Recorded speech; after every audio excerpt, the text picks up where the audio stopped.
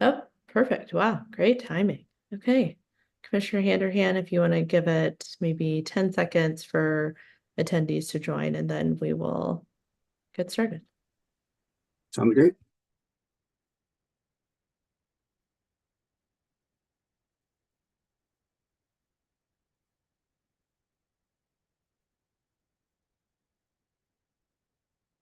All right, good evening, everyone. It is my pleasure to welcome you to our information session for the ANC 1B March meeting. So our regular agenda items will start at 7 o'clock, but we always use this period to provide an interesting speaker for the community.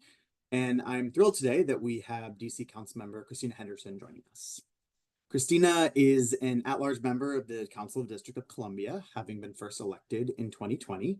She currently serves as the chair of the council's Committee on Health. Before joining the council, Christina was a legislative assistant for Senate Majority Leader Chuck Schumer, and also served in various roles as a staffer for DC Councilmember David Grosso and state and local education officials. Christina received her BA in political science from Furman University, where she was the first Black student elected student body president, and got her master in public affairs from Princeton University, where I had the pleasure of being a classmate of hers. Christina lives in Petworth with her husband, New, and their two daughters. And Councilmember, we are just so pleased that you could join us tonight. We will turn the floor over to you for an update, and then hoping we can leave some time for questions from the community and commissioners. Great. Thank you, Larry, and good evening to everyone. Happy almost Fridays. Let's call it almost to the weekend eve. Oh, and also happy State of the Union, which I think for 1B, y'all are far enough away from the madness of downtown where, interestingly enough, this afternoon around 3:30, all of the council members' cars almost got towed as they were starting to clear, but we had no notice. And so you see all of us running out of the building at the same time to move our cars as 3 DPW tow trucks were idling right there. But good evening, everyone. So lots happening at the council. I'm going to try to give some really quick updates. So first, we just wrapped up performance oversight season, which is the annual hearings where every agency comes before the council to talk about what they did in the last fiscal year. Did they spend the money that they were planning to spend? Did they do the programs that they were planning to do? Did they execute them well, et cetera? I think some of you came and testified about various issues, but performance oversight, those hearings ended last Friday. So now we're in a bit of a pause, if you will, in terms of it's now performance, and then the next thing that happens is budget. The mayor releases her budget to the council and the public on March 20th at 9 a.m. at MLK Library. It will obviously be streamed, and then the first budget hearing-ish is that Friday. So that will be the mayor, the city administrator coming before the council to answer some questions about their overall budget framework. And then the following week, the hearings began for the various committees. The council has a new hearing management system. So if you go on to the council website, you should be able to find now the the schedule for all of the hearings. It's a very easy sign up process, and we hope that folks will engage with us. What we know to be true is that with the ending of the federal pandemic COVID relief funds, this budget season is going to be tight. I just try to provide some expectation setting for folks. There's just millions of dollars that we simply just do not have available to us in the same way that we did before. Add that to some toughness that we're having in terms of revenues coming in due to a more depressed real estate market, particularly on the commercial side, but also even on the residential side. I think many of you will see not a lot of housing stock moving on the market right now, mostly due to interest rates and some other things, but we're hopeful that that will change in the coming years. But for this particular year, what we're dealing with is a bit tough. So that's everything budget. You can find the schedules online, sign up to testify, submit testimony, and provide some comments on that front. In between, committees will now be going back to holding regular hearings on bills, resolutions, and other items. I chair the Committee on Health, as Larry mentioned. We have a hearing next week on a bill I introduced called the Direct Care Workforce Worker Bill Amendment Act. Direct care workers are essentially folks who work with our seniors and aging populations, as well as folks with disabilities who need some additional supports in their homes. So we have a growing aging population in the district, a lot of people who want to age in place, which is fantastic, but they might need some assistance. And so home health aides, certified nurse assistants, other types of skilled nursing workers, we basically have a shortage of those individuals now. And so that's creating a little bit of a challenge in terms of providing the hours that folks need in order to stay in their homes. And so we introduced legislation to streamline the licensing process for those folks, to provide more advanced pipeline opportunities. We have a couple of high schools who want to start a certified nursing assistant program, but we need to lower the age to allow folks to do that, because right now you have to be 18. So we want to lower it to 16 so those folks can graduate with their credential in hand. And there are some other really good pieces in there around trying to raise the minimum salary for these employees as well.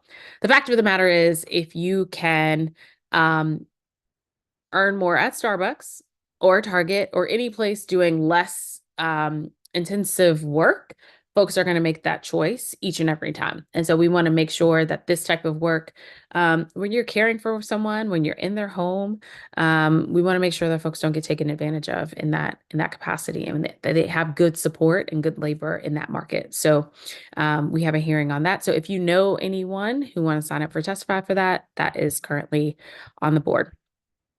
We just finished a legislative meeting on Tuesday. We had lots of things on the agenda, but two big things I think are relevant for 1B. So first would be the restaurant revitalization bill and the dram shop revitalization bill. I did the dram shop reform bill with Councilmember Brooke Pinto, which reforms the liquor liability laws that impacts our restaurants, bars, taverns, etc. The basics of that is what we were requiring here in the district is out of line of what was being required in Maryland and Virginia. And so we definitely had some businesses for whom this was really difficult for them to stay open. So we had that into effect. The other part of that bill, in terms of the restaurant revitalization, dealt with third-party delivery services and some other reforms around restaurants. There was an amendment passed around service charges, and I'm happy to answer why I voted against that amendment. And then secondly, public safety. So Secure DC, maybe you heard of it. I'm being cheeky, but so after a very lengthy debate on that legislation, that bill did pass 12-0. One of my colleagues voted present.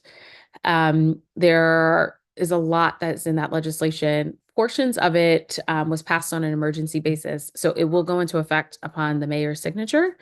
I was pleased that one of my bills around pepper spray was included in that omnibus. It didn't get as much play as everybody else's, but it's in there.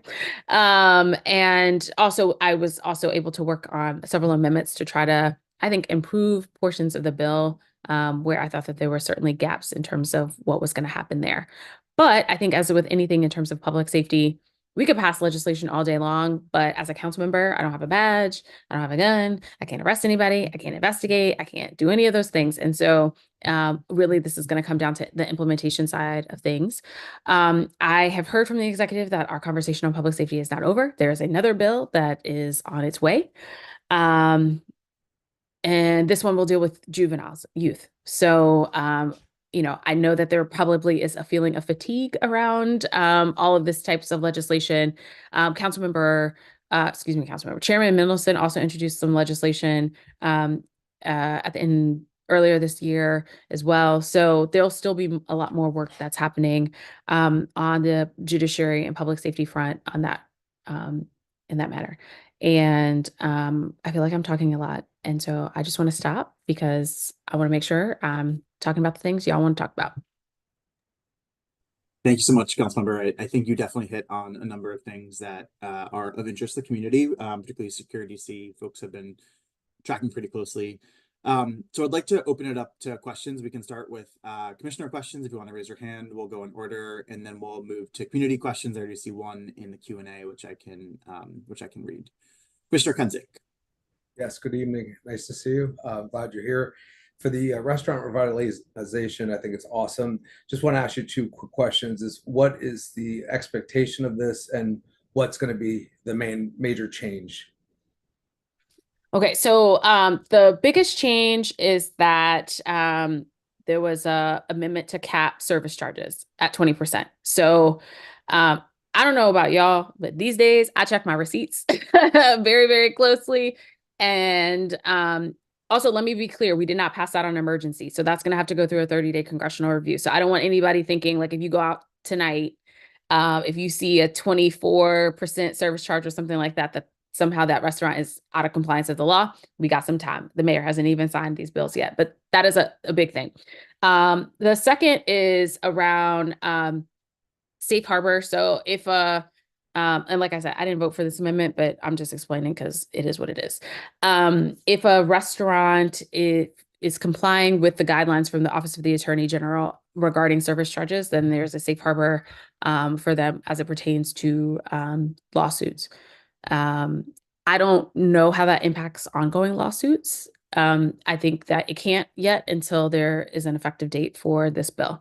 Those are the two big things. On the food, third-party delivery workers, so there's a compromise worked out around essentially like in the before times or in the before times now, third-party delivery can basically put a radius around how far they can deliver from a particular restaurant. Some people say that would be discriminatory for others, but in some cases, let's say you live in Navy Yard and you ordered from Pizza Paradiso in, DuPont. The quality of your pizza from one side of the city to the other, like as a restaurant owner, I wouldn't actually want my pizza to be able to go that far because it's always inevitably going to be delivered cold. But this puts some guidelines and frameworks on that just to ensure that, it allows for that type of flexibility, but it's not based on just sort of discriminatory practices that we have sort of seen happen in the past. And then the other part of that was the liquor liability, which lowers the threshold in terms of how much money and the requirements that we have. And what we have seen happen in Alabama, I can't believe I'm using them as an example, but here we are. They did reform their liquor liability laws, and they saw a significant decrease in terms of the insurance rates that were required for restaurants. So it was a help to those restaurants stay in business. Great, thank you. Commissioner Jones. Thank you. So I've got a question that's a bit out of left field, so it's not going to be anything you've talked about today. Okay. One of the issues that comes up repeatedly before our commission is housing and affordable housing, and especially including deeply affordable housing. There's been some excitement and hope around the Green New Deal for social housing that the Councilmember Louis George introduced, I think, the very end of 2022. Hope, but also questions about what it would actually look like, how it would actually be implemented. And I noticed that you are not were not, when it was first introduced, one of the co-signatories on that. Would you mind giving just a couple of thoughts about what's good, what's hesitant about that bill, and what other ideas you'd like to see DC try for housing? Yes, thank you, Commissioner Jones, and apologies in advance. I've been joined by two interns. Hopefully they will stay quiet if possible. So that's a really good question. So I appreciate you giving me an opportunity to talk about it. I support the goals of Green New Deal for social housing, which is really around, let's think more innovatively around how we deliver deeply affordable housing to community overall. Say hi. Hi. Okay, can you be quiet? Great. Okay. And one of the things that I am concerned about with this type of legislation is implementation. There is nothing about the history of the District of Columbia leads me to believe that we could build and manage and maintain housing in a way that builds trust and will be effective. And I feel like we need to work on that part. I have communities across the city who have been promised things from a public housing standpoint, and we have yet to deliver. Like whole projects, Berry Farm, Greenleaf, Bruce Monroe, Parkmore. I could go down the list. And so that was my hesitancy and concern about that legislation. Now, just because we're bad in terms of bureaucracy isn't a reason to not think differently about some things. And I'm really excited about the new executive director of DCHA because he has a reform background, and even some of the things that he talks about up front about, well, let's just share. When DCHA moved from their headquarters on North Capitol Street to their new place, they didn't actually get enough office space for everyone to move. So when you call DCHA, you want to know why they have a 4-hour wait time? Sorry, guys. Sorry. Hey, can you be quiet? Okay. Can you guys hear me, or is it too much indoors for indoors? Okay, great.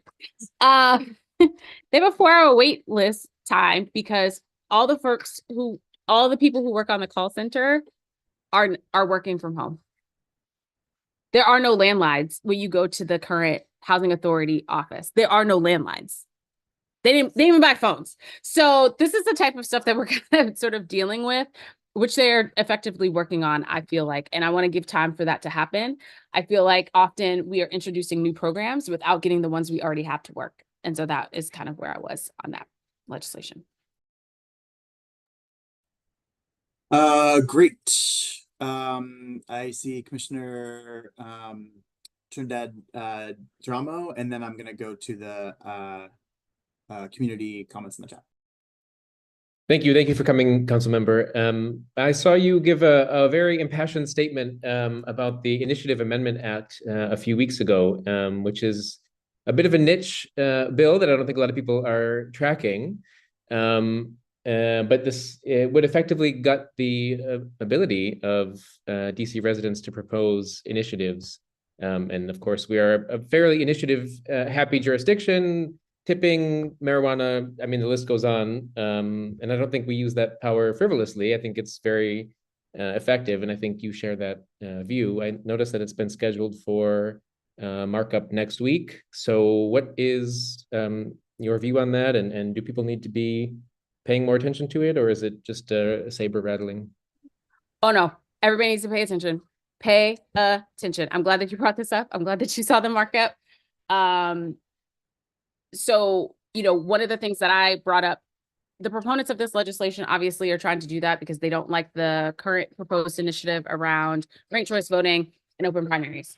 Fine, let's debate that on the merits. But the legislation of this bill would essentially make it impossible for any initiative to ever move forward again, right? If we think about that, we would not.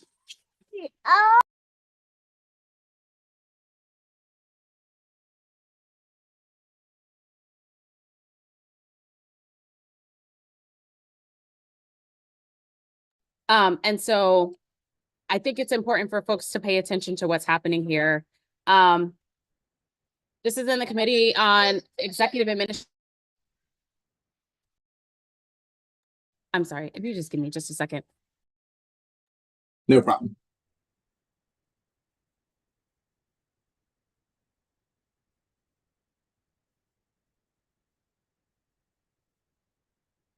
Distractions, but very cute distractions. If folks have any more questions, I do know the council member has a hard stop just around 7. So I see Karen's in the chat, and if other folks want to drop it in the Q&A, we can get you next. Sorry. What I'll just say really quickly to wrap this up is that this is on the Committee on Executive Administration and Labor. I don't know where all of my colleagues stand. So it is highly likely that if the chair of that committee is calling a markup, she believes that she has the votes. The other thing that I would say to folks is to pay attention to the budget process, because this is definitely something that I could see a colleague trying to add to the BSA, which is the Budget Support Act. Also, they can add a retroactive applicability date. So there are some people who are thinking, oh, this has nothing to do with any of the initiatives that are currently pending. Don't think that. They can retroactively apply this back to the day before the folks for open primaries filed. So this is definitely a very real issue. So I appreciate you bringing that up. Great. So we have a question from a community member named Karen Kaskert. Sorry if I didn't get that right, Karen. She's a teacher at Roosevelt Day Opportunity Academy, and you can probably see this question, Councilmember, in the chat. But she would like to advocate for more medical personnel, a nurse or medical technician at the school. So curious about any thoughts you have to share there. Yeah, thanks, Karen, for bringing this up. I actually spoke with DGS about this first, because I was originally told that this was an issue in terms of the medical suite at Roosevelt Day. My understanding is that DGS completed the medical suite, and so that's not the issue. So I'm trying to work with DC Health and Children's to figure out what's happening on that front in terms of why someone hasn't been assigned to the school. I think I have a idea in that the standalone stay programs that's in its own building in the past has not actually had a nurse. Roosevelt Stay had a nurse because they were part of the General Roosevelt campus in Ward 4. And I think that there was a breakdown in communication in terms of what the plan was about splitting the two campuses and ensuring that Roosevelt Stay got an additional person. So it's on our radar, and it's definitely something that we're working on. Thank you. Last call for questions. I'm gonna ask one while we're just giving folks a chance to weigh in. I'd like to go back to Secure DC, if that's okay. I know that there's one component around the drug-free zones, which I think was a tactic used by MPD in maybe the 80s and 90s, or at least a long time ago, that they're bringing back, which my understanding is that it provides a temporary tool for MPD to prevent crowds gathering or loitering in service of the more kind of problematic behavior that can happen in some areas. We certainly have a couple of those in the U Street corridor that I think would be valuable for consideration to try this out.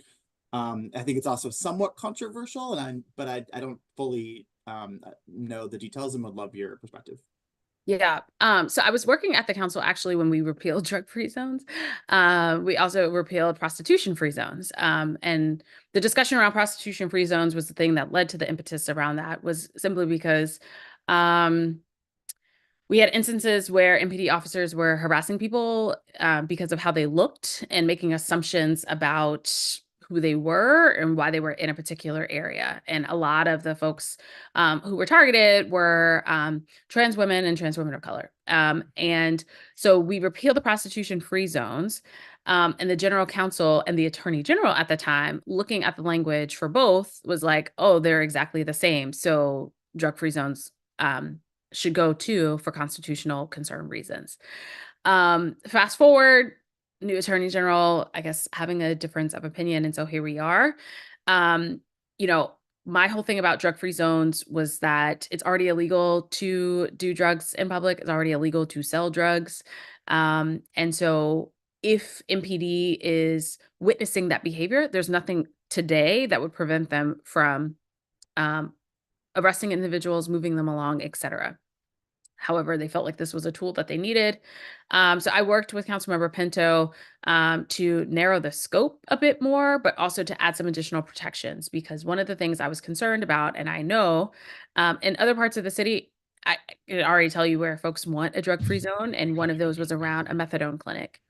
And for me, I was like, well, I don't want somebody to be harassed or arrested for simply just trying to go get treatment for the very thing that we're trying to prevent.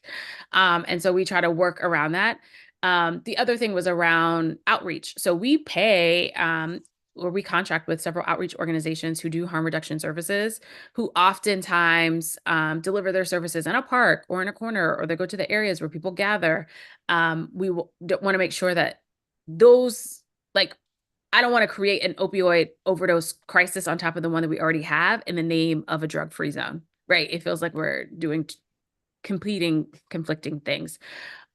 So right now, as it stands, drug-free zones can only exist for 120 hours. I'm gonna say 120.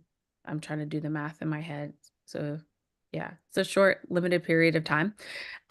They do have to provide, MPD does have to provide prior notice to all of the agency heads in that human services cluster prior to, so that they have knowledge and can communicate with contractors or services organizations in that particular area.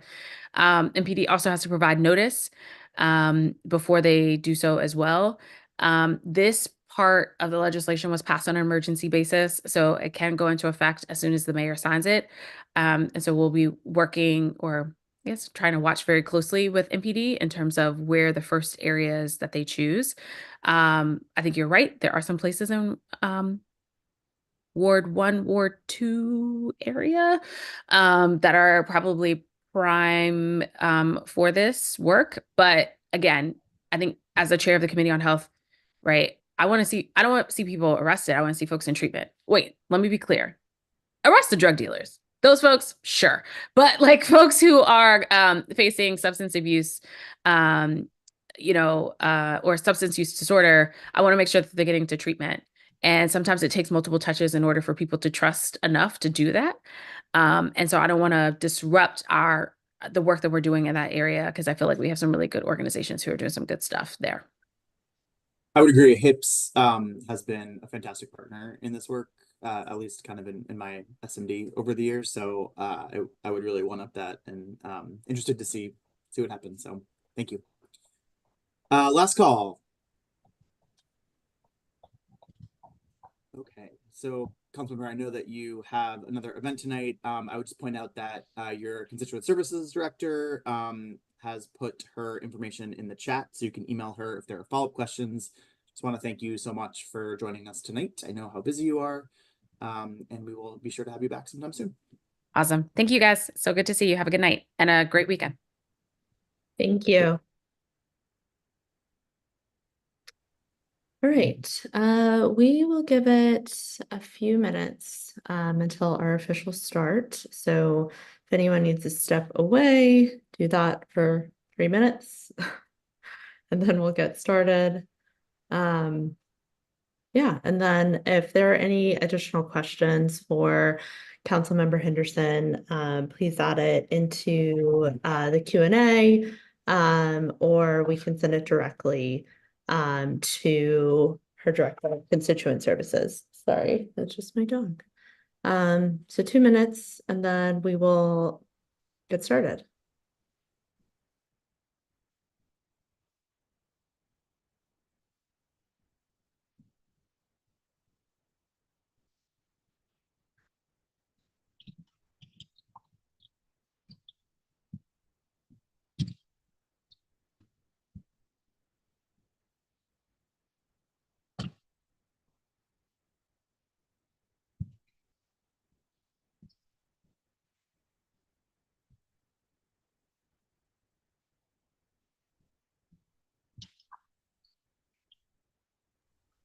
Hey, Commissioner Sycamore, hope you're well.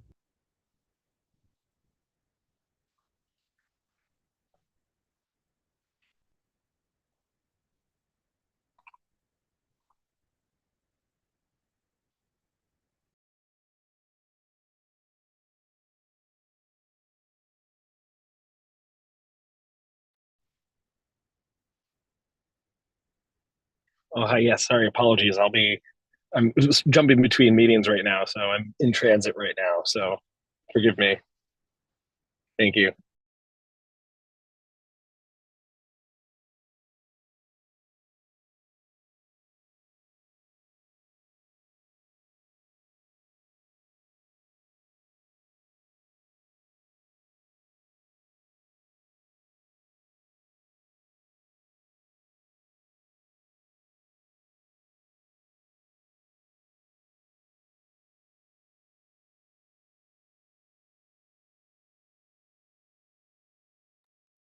Okay, it's 7 p.m.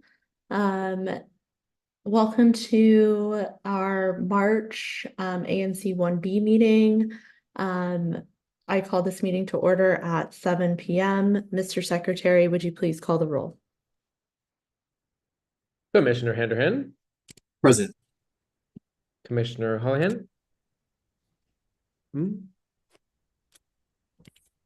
Appears the commissioner is absent. Commissioner Sycamore. Present. Commissioner Lakatos advised us he would be joining late. Commissioner Kenzik. Present. I am present. Commissioner Fields. Present. Chairperson Harris. Present. And Commissioner Jones. Present. Commissioner Trindade Duramo, Commissioner Holohan officially resigned last week. And I will mention this again in the administrative items. I do not believe we can count him in the quorum. Okay, by my count, then we have 7 of 8 commissioners present, which constitutes a quorum. Thank you. Commissioners, you have an agenda before you. Do we have a motion to approve the agenda? Commissioner Jones. Madam Chair, I move that ANC 1B adopt the draft agenda as presented. Do we have a second? Second. Discussion? All those in favor? Opposed? Abstentions? Motion passes. Thank you. We also have a consent agenda with the approval of the February meeting minutes and also a 2-minute comment time for commissioners and community members. Do we have a motion to approve the consent agenda? Commissioner Jones. Madam Chair, I move that we amend the consent agenda to clarify 2-minute comment time for commissioners and community members and limit of 1 speech per speaker per topic.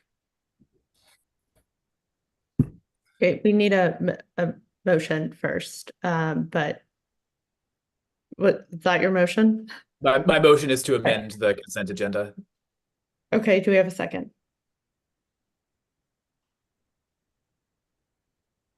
Second, but also, okay, we can handle that first. 1 second.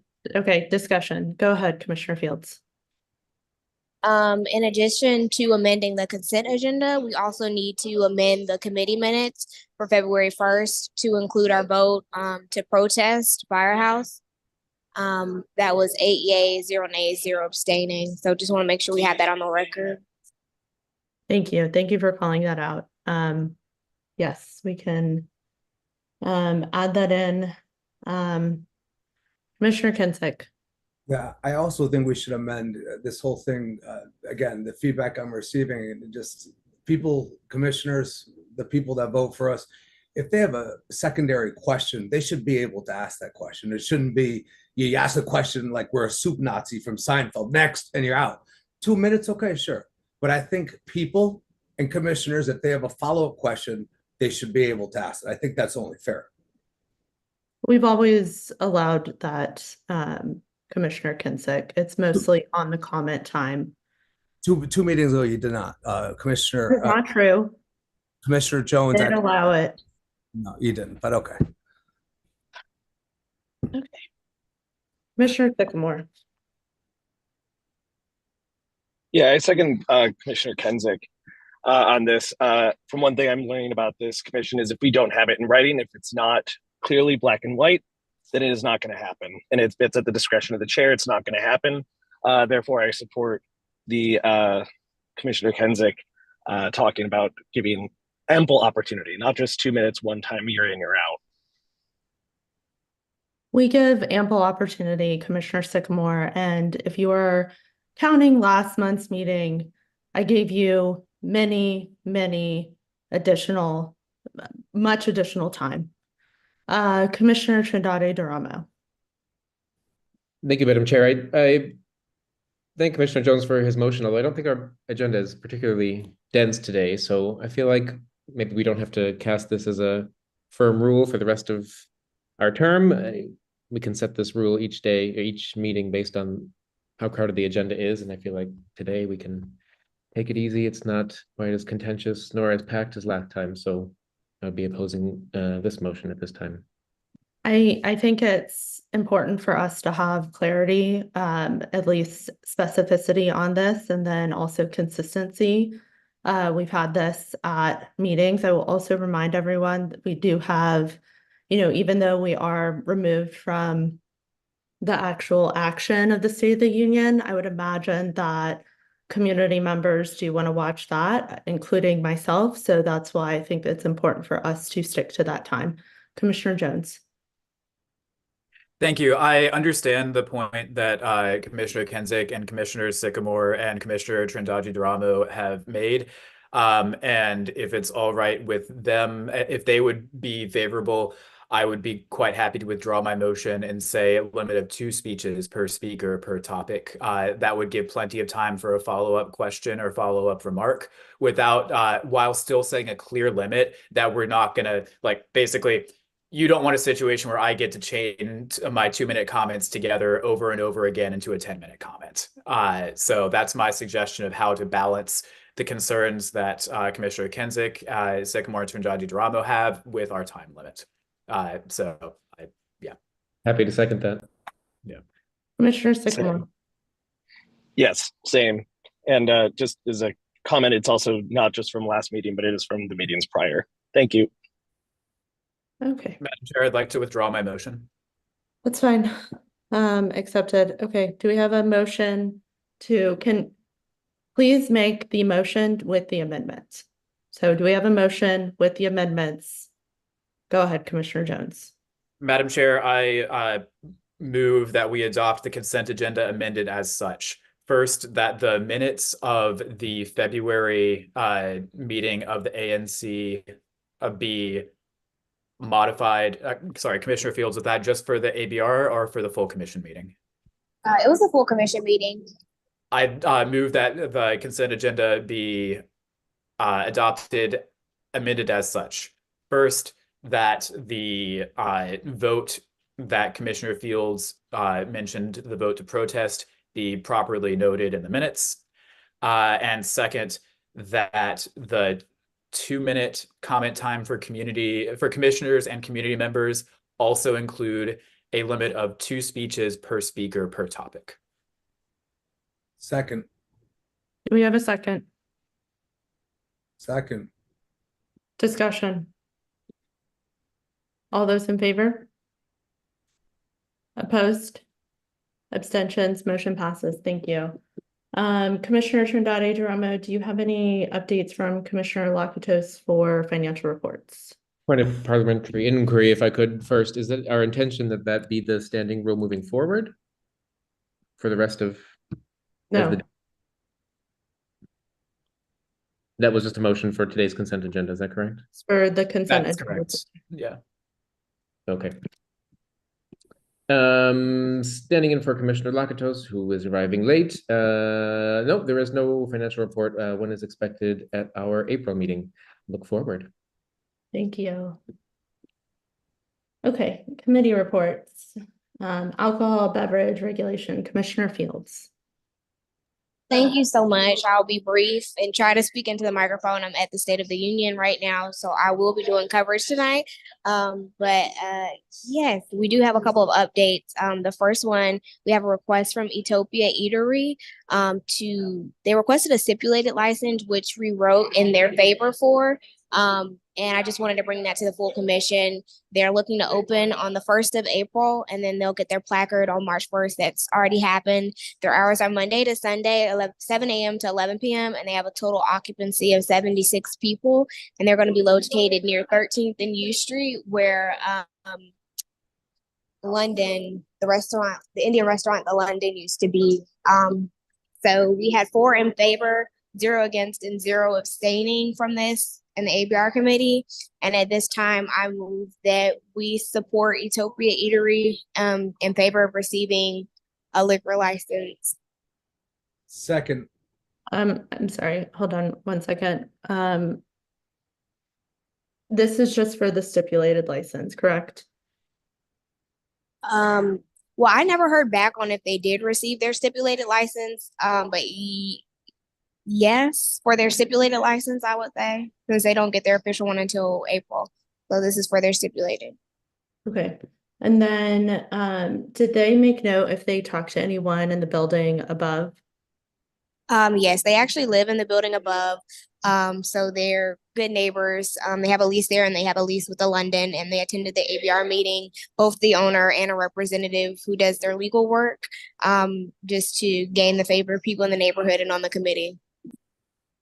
Okay, interesting. I live in the building above. So I think their hours make sense. I think, are they planning on entertainment hours for, I guess, their full scope? Because I think I saw on the placard it was until 1 a.m., not until 11 p.m.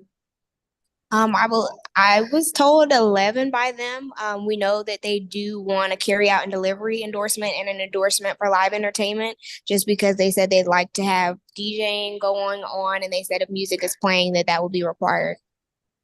Did they make any note that they'd be willing for a settlement agreement? No, we didn't discuss that, but they were favorable in our communications with them. Okay, I think we just need to make sure that we are clear that this is supporting a stipulated license, and then we probably just, and I'm happy to talk with them to reach out further for their actual license. All right. Okay, so I move that we support Utopia Eatery's stipulated license. Do we have a second? Second. Discussion? All those in favor? Opposed? Aye. Abstentions? Motion passes. Thank you. All right, that's good. We also reviewed the box, which is applying for a medical cannabis license. Their hours of operation are Monday through Saturday, 11 a.m. to 9 p.m., and then Sunday from noon until 8 p.m. They're located at 2015 14th Street, so right there in the corner of 14th and U. We decided to protest this license. All of us were in favor of that, and we were doing that because we wanted to protest them on the grounds of peace, order, quiet, and to include queuing, just because of some loitering that's been going on outside of the store. So at this time, I move that the ANC. 1 second, Commissioner Fields. Okay. For the, I don't think it's possible for us to say queuing. I mean, there are not any anti-loitering laws in DC, and I think it's probably unfair to the establishment if we put that, and I would imagine that it might be struck down from ABCA. I do know that I've heard from many neighbors that this establishment has been an issue. So I think we may want to include something around whether it's trash or cleanup, but they're not a club. So there's no line queuing, and we can't add that in. That's not exactly, I think, legal. Commissioner Jones. Thank you. I'm not as familiar with this establishment. So I guess the question I have is, are people queuing outside in order to, like, are they waiting in line in order to enter the establishment, or are they engaging in other behavior near the establishment? They're engaging in other behavior near the establishment, or they're just hanging out. But not waiting in line, not queuing line to enter. Yeah. Okay, thank you. I also wanted to add that the committee also wanted to protest this due to its proximity to a school. It's right across from St. Augustine Day School, and it's within 500 feet. And we know that schools can't protest themselves. So that was another reason. I don't think we can include that in our reason for protest, but just sharing for awareness. No, I think that's an important point to be aware of, but yeah, we can't protest on those grounds. But I mean, it's different because it's a medical marijuana license. I think if it was a tobacco license, then that would be very different. I think there are different rules for that. But yeah, I think we just want to be specific in what we are protesting kind of for this. And I would say queuing is probably not the specific route that we should go down. Commissioner Trindade Duramo. A question for a newbie, but I thought there in the APCA handbook or whatever it's called, aren't there designated categories of protest, like the peace, order, quiet, noise, property values, something? Are we allowed to create other grounds of protest, or I thought we were meant to choose from that list? I think we can choose from that list. We also have been encouraged to be very, very specific in our protest, just based on there have been motions from other establishments, from their attorneys to dismiss our protest because we haven't been specific enough. So yes, there are those official grounds. It just based on prior instances, we just try to add more specificity around it. If there's specific issues like around trash, or if there's issues around rats, we say those things in there. But there's no reason that noise can't include the queue outside, right? Of course, it doesn't only apply to the operations inside the premises. So that would, same activity would be covered on that grounds. I think it would be encompassed under like peace, order, and quiet, but we could say, I mean, we have included noise. I think this is a little bit harder because, so it's a convenience store. And I think unless you've like walked like by, or, it's in my SMD, it's across the street from Commissioner Field's SMD. I have never really had a problem with the folks hanging outside, and I'm not saying that others haven't. But I've heard multiple things from constituents that say this is an issue that they're having. So I think I think what we want to do and what we always is to engage with the establishment to try to find a resolution, whether that's through active talks of a settlement agreement or that's through flagging the various issues for them to try to resolve. Commissioner Kinsick. Yeah, I agree with that. I just think in general, that area, from Capital One moving an ATM outside because people were going in late at night.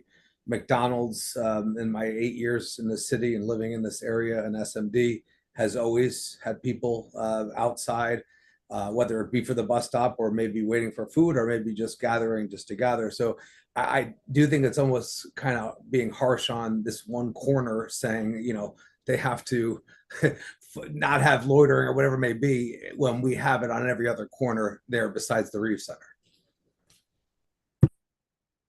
Well, we're not including loitering in our in that because there's no anti-loitering laws in DC. So I think Commissioner Fields, do you have enough to make a motion? And you can also add more to the protest if you find that it's necessary, if there's more needed out of what's on there, aside from maybe removing the queuing.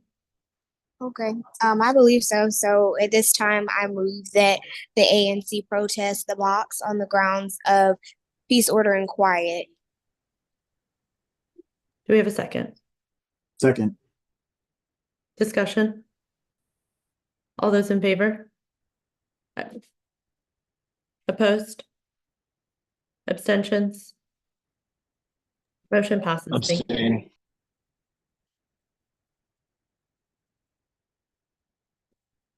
All right. At this time, I also wanted to go over a few of the liquor licenses that have not been revoked that we voted to protest, just due to the fact that they were denied or there was not representation at the hearing. And I know Commissioner Hollihan isn't here. He's done an amazing job, representing ABR, and there's so much to do, but there were a couple that we didn't get past, even one under myself this past week. It's a quite technical process. So the one that I wanted to highlight or just mention most that we all identified as a problem for the neighborhood was just Shaw Howard Deli. And I believe that one was missed because we did not show up to the hearing. I know that Commissioner Hollihan did try to follow up and let them know his reason for absence, which was absolutely valid. However, they did not decide to hear us. But I definitely want to do some public safety and community engagement programming around there. And I just also want to bring up that Frank mentioned or asked or requested if we could potentially help with legal support of anything the Westminster Neighborhood Association puts forth legally to do. So I'm just seeing Chair Harris say no, but I agree as well too. But I just wanted to share on his behalf that this is something that we did review at the meeting. Oh yeah, Commissioner Henry. Thank you so much, Commissioner Fields, for just bringing that update to the community. I know it's an unfortunate situation that we didn't get an appeal to the be able to keep the protest valid. This is one of the few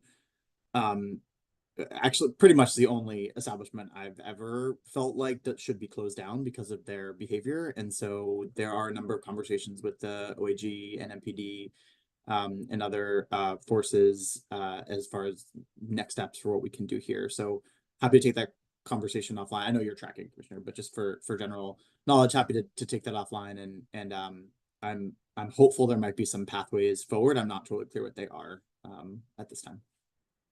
Thank you for sharing, and I appreciate it. I definitely want to talk offline. I know that's closer to your district than mine, so definitely interested in that. And those are all the updates that I have for ABR at this time. We're definitely going to have a lot more placards to review next month. I've seen a lot of emails come in, but for those who are interested in meeting and convening on what's going on in the neighborhood with liquor licenses and medical cannabis licenses, we meet on the third Wednesday of every month except for holidays. So our next meeting will be March 20th at 7 p.m. online virtually via Zoom, and you'll be able to sign up at our website, ANC1B. Thank you, Commissioner Fields. And if you can, we'll coordinate in terms of the technical, it was a very small technical issue with the previous protest. So we'll probably see if our attorney, if she can appeal that and submit the right paperwork. So we'll get that through. I want to be mindful of our attorney and the funds that the ANC uses. We can't just it's not a firm no that WNA, but it doesn't really pass my own smell test. So we just need to confirm with Commissioner Lakatos and probably OANC if that's something we could do. I do know that WNA does engage with the same attorney that we use. So I think we just have to be very mindful and careful of that. And we want to double check if that is a potential. But thank you for bringing it up and thank you for your work on this because it is a highly technical thing. And just so commissioners know, renewal season is somewhat kicking off. First, we start with all of the liquor stores and things. So you might see more placards come through on that front, and then it'll move over to taverns and other establishments a little bit later in the year. So that's what you'll probably see. You'll probably see some come through tomorrow. Typically they come in on Fridays. Okay. Economic development, Commissioner Handerhan. Oh, sorry. Actually, yeah. Sorry. Oh my God, Commissioner Jones, my bad. Thanks. Yes. So for those of you who are joining us for the first time tonight, Chairperson Harris got a little confused there because I'm taking over on the great work that Commissioner Handerhan has done for several years. I'm the new chair of ANC 1B's Economic Development Committee. At our meeting in February, we did not take any votes. I will give a quick summary of what was discussed, but out of respect for everyone's time, I will try to keep it concise. And if you have further questions, feel free to let me know. First off, we did not get an update on the Reeves Center redevelopment process. I am in contact with people from the Department of the Deputy Mayor for Planning and Economic Development. At that office to get an update on that. We have reports from media and also from oversight hearing that the site will need that DIMPED expects they will need a map amendment, that is a changing in zoning in some way, to get the to finalize the, I suppose, the design, or basically to get the next steps moved along. I think all of our commissioners were confused about that, because I think that we were under the impression, possibly explicitly told, but at least under the impression that a map amendment would not be necessary for that process. And I personally am a little sad to see that that might cause additional delay. But I will have someone from DIMPED showing up at our March meeting of the Economic Development Committee. So if you want to hear about updates to the Reeves Center process, please show up.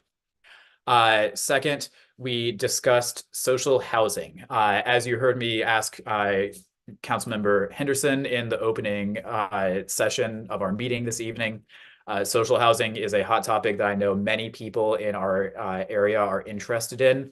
I invited a member of the Green New Deal for Housing Coalition to come and speak about what social housing is and what it might be able to do to help alleviate our housing crisis, especially among lower income Washingtonians. You can please check out their website for further discussion if you're interested in that. We had, I'd say, similar caution to Council Member Henderson, where the committee generally admired the desires and was a little more optimistic about what social housing could do, but had a lot of questions about the details. So I expect we'll have further discussions on that. Finally, the other thing I wanted to highlight from our discussion is performance-based parking and a place-based entity. It's unfortunate that Commissioner Lakatos is not able to make it yet for this evening, but essentially there is some discussion about performance parking that is changing the cost of on-street parking for non-residents in our area, and then using the proceeds from that to make changes and improvements to our immediate area. We started this discussion at our meeting in February, but we didn't go too far. But some of the questions were, what might a place-based entity that manages this revenue look like? And what might we want it to prioritize? There was some discussion, for example, about literally keeping the sidewalks clean. DC has some efforts to do that, but they are not, despite the hard work of the 1 or 2 people who do that, it's a job that requires more than 1 or 2 people. And so that might be one of the things that we advise be done with any money raised by a performance parking plan. We talked about other things, but I'm going to keep it brief. The next meeting of ANC 1B's Economic Development Committee is Thursday, March 21st at 6:30 p.m. via Zoom. To attend, please check ANC 1B's website at anc1b.org. And if you're interested in joining the Economic Development Committee as a community committee member, please email me, Commissioner Tucker Jones, at 1b09@anc.dc.gov. Thank you. Thank you, Commissioner Jones. I think one thing to note as well too is a quick update on 1617 U Street. I'm not trying to open up Pandora's box. There's just another hearing. I believe it's the 6th hearing on March 18th. So again, if anyone has any questions, you can certainly email the commissioners here to help answer those. We can also field them to the appropriate person to answer those questions. So I'm just going to leave it at that.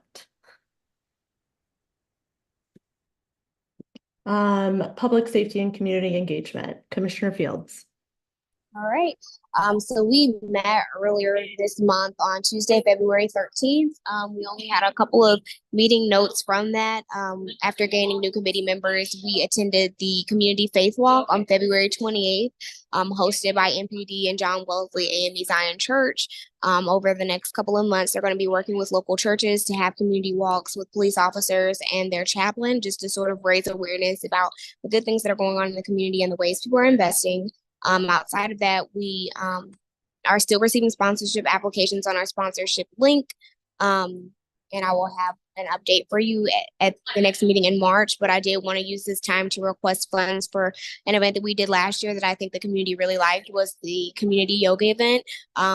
We had a lesson from Jackie. She's a local yoga enthusiast, and she owns her shop on 14th Street. And so I'd like to request $80 from the ANC to host another community yoga event next month, and that will just go towards paying her for the class. Is that a motion? Yes, I moved to have $80 spent towards the community yoga event for ANC 1B. Do we have a second? Second. Discussion? All those in favor? Opposed? Abstentions? Motion passes. Thank you, Commissioner Fields. Thank you so much. And our next meeting will be March 13th, virtually at 7 p.m. online via Zoom. Great. Okay. I'm not seeing Commissioner Lakatos, so Transportation, Commissioner Trindade Taramo. Thank you once again, deputized for Commissioner Lakatos. Quick update, the committee did not meet in February, so not much to say. The next meeting will be Wednesday of next week, the 13th at 7 p.m., also by Zoom. Great, thank you. Commissioner Kinsick. By chance, do we have like what the current balance is left in our bank for 1B? Anyone have that knowledge? No, I think the best person to email is Commissioner Lakatos. Understood. I know he's the treasurer. DPD, Commissioner Jones. Thank you. If it's all right with the commission, I'm going to be slightly altering the order of the cases that I'm in. I want to give Commissioner Sycamore a chance to connect back in if he's able to before I present the case that's in his single member district. So I will be presenting case 2, then if he logs in, I'll do 1, and if not, then I'll do 3, and then if he's not on by then, I'll still do 1. Okay. All right. So we had 3 cases that we discussed at the ZPD meeting in February. Case number 2 is in at 2012 10th Street Northwest. If you give me just a moment, I'm going to pull up a relevant file and share my screen so that you can see what I'm talking about. So give me just a moment.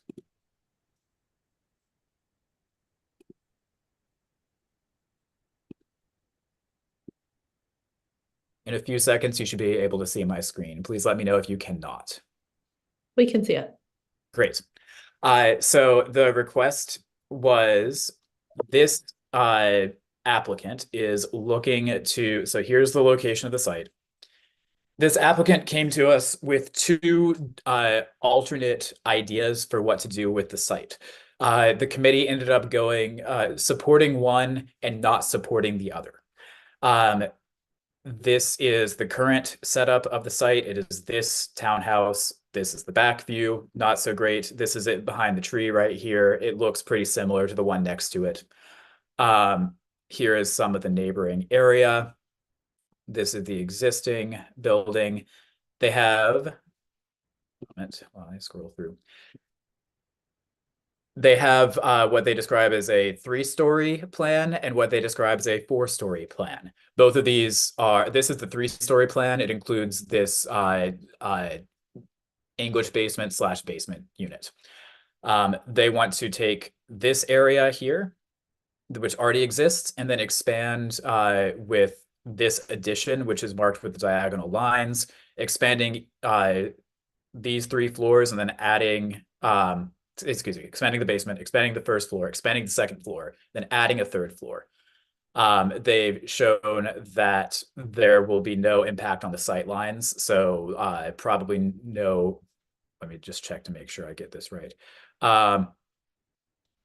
So as to have minimal impact on the historic area. So this is a front perspective. This sort of thing is fairly common.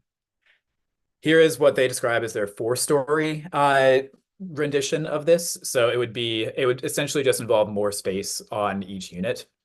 And especially on this one in the 3rd floor, plus a bit of the 4th floor.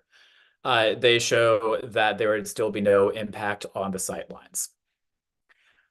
There was some discussion about this, and ultimately the committee recommended that the ANC support the 3rd-story addition. That is the first thing that I showed, but not support the 4th-story addition. The ZPD committee members voted 3 in favor, 1 against, to support, again, just the 3rd-story addition, but not the 3rd and 4th-story addition. The reason for not supporting the 4th was because of height and massing. And I can speak more if any commissioners or community members have any questions or comments. Commissioner Kensick. Yeah, did they look at the foundation and what it's going to add to the area? Because I know that area pretty well, and I know the sediment is really not that strong. So by putting on a 3 to 4 story, even if it's 4 or 5, you're definitely going to have stress fractures from where the 2 points join.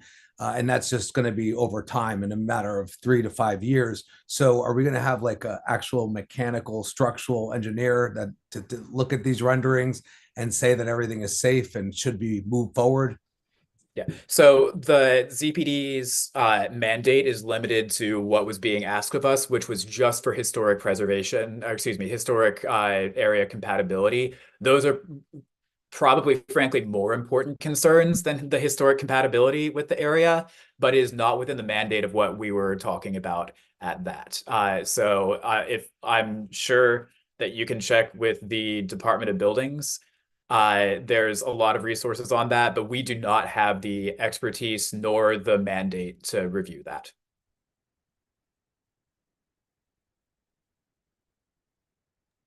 Yes, Commissioner Transaji Duramo. Can you talk a little bit about how you applied that standard? I mean, from the minutes, it seems like, I mean, obviously minutes are reductive. So it says, committee objected to massing, period.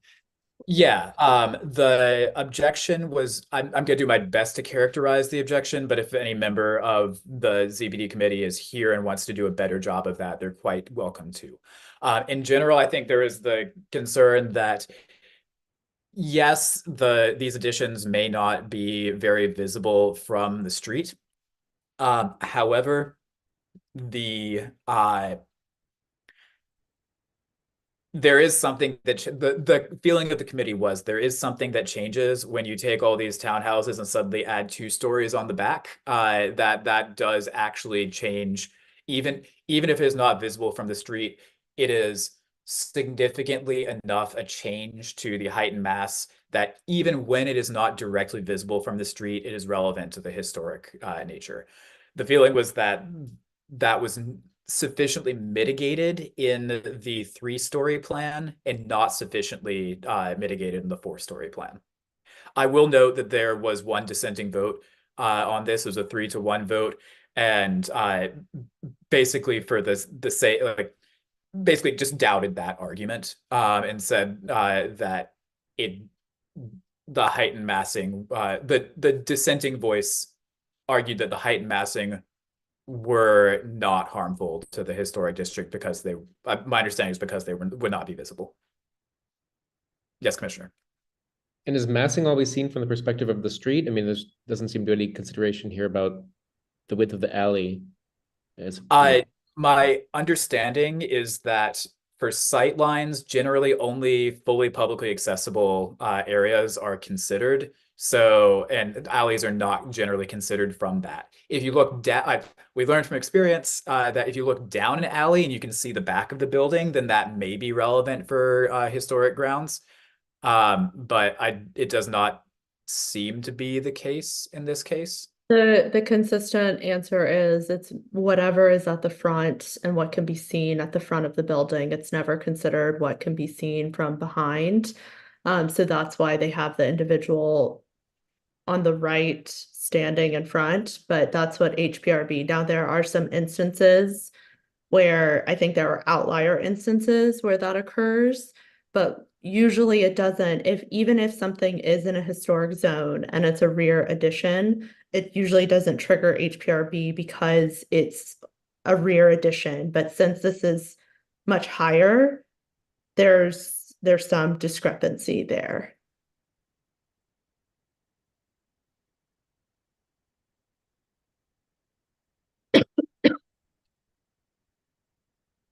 Commissioner Jones, could you take this off the screen?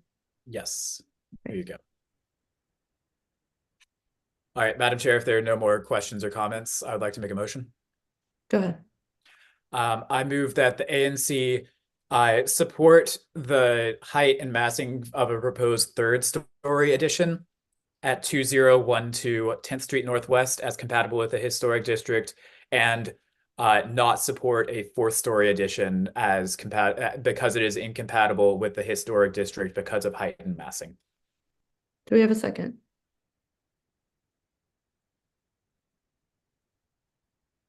Do we have a second? Discussion. I'd just like to say, I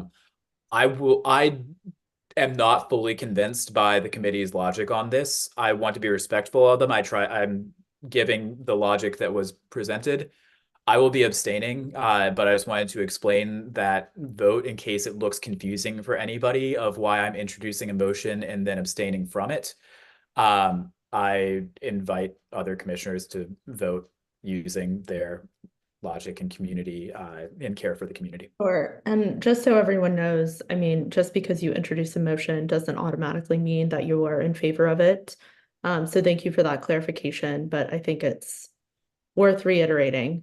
And abstaining does not mean opposed or in favor.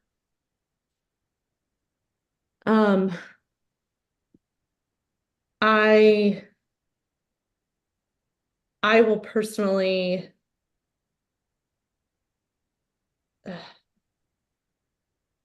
I am stuck because I think this is a rare addition. I think this is difficult because again, it's a rear addition. It's not forward facing. So I that's what I struggle with. And are there any other discussion points? Commissioner Trindade Durama. Yeah, I feel a little bit arbitrary on this one. I don't think we were given as Commissioner Jones himself said, a clear rationale. I understand the vote, and I'm looking at the block over here on Street View. Absent.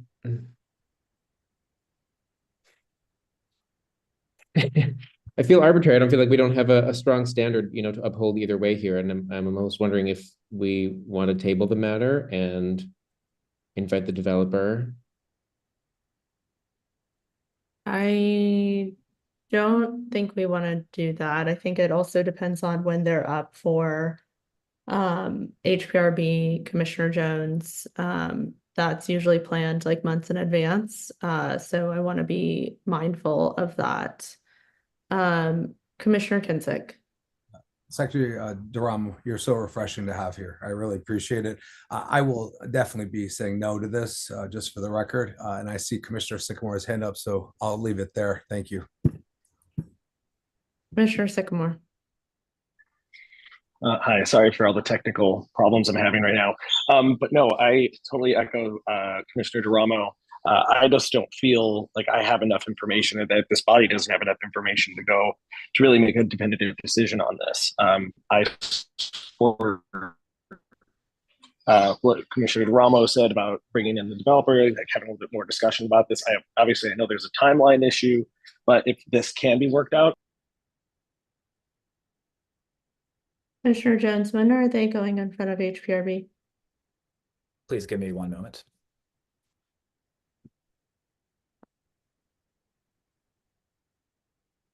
I do not have that information readily available. Give me one moment.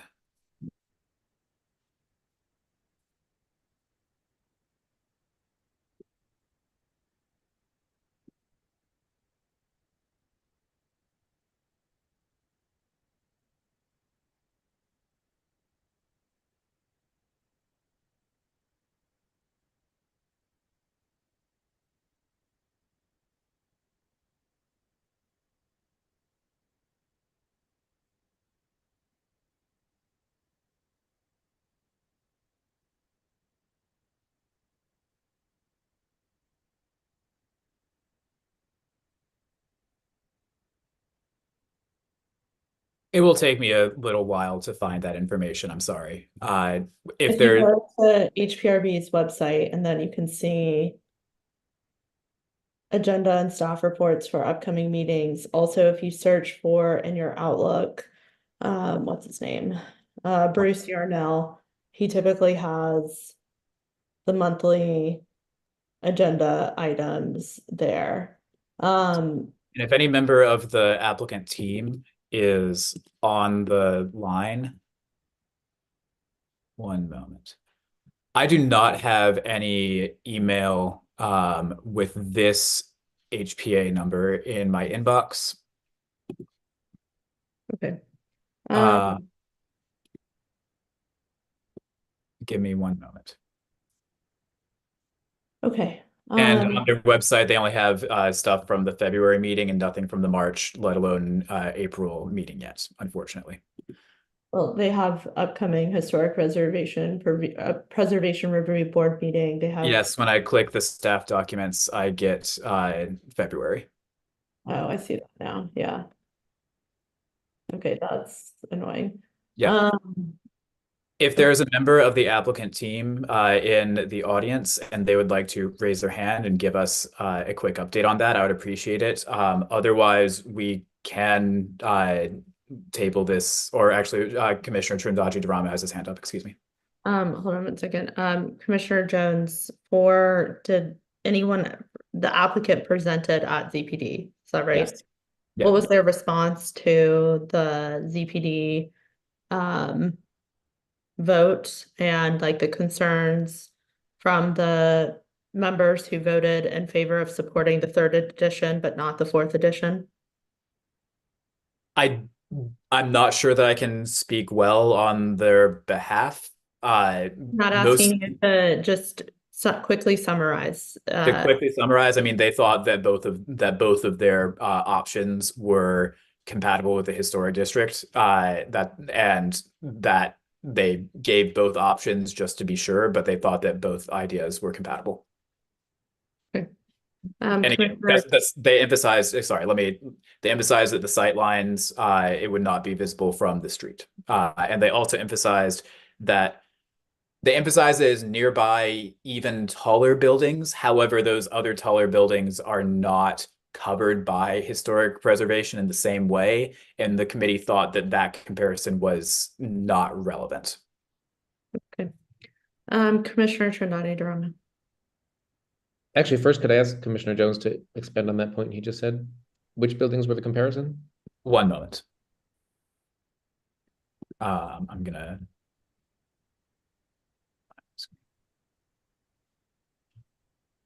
Give me one moment to pull up the first slide. Just say, I mean, I know that the commissioner. Yeah. So give me one moment and I will pull up the correct slide.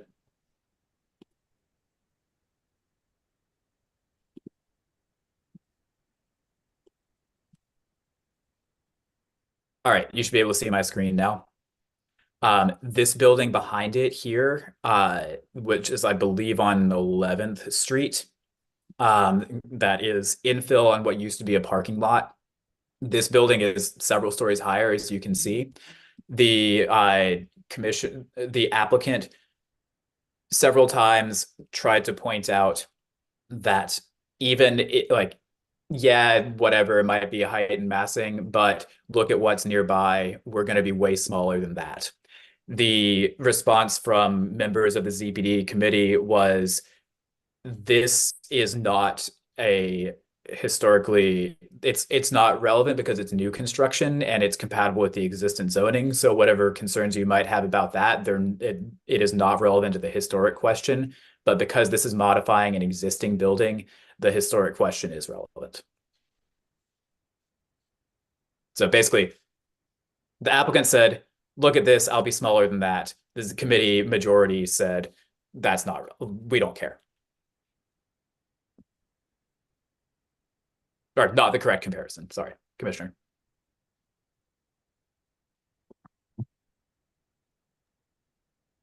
May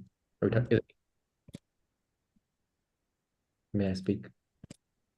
Yeah. So I don't know who has the floor. Just to clarify, there's no modification to the facade contemplated, right, in this project? That wasn't Not that was presented. No, so there may be. Let me set back. So they're going for height. They're going for massing approval. They're not looking at the facade. If they want to make changes to the facade, like the windows or the brickwork or the ironwork, that would happen at a later time, and that's not what they're asking for right now. Okay. Commissioner Kinsick. Did I miss something on the rendering that has this building having that second floor with the looks like addition on it already? Because I don't see it on here.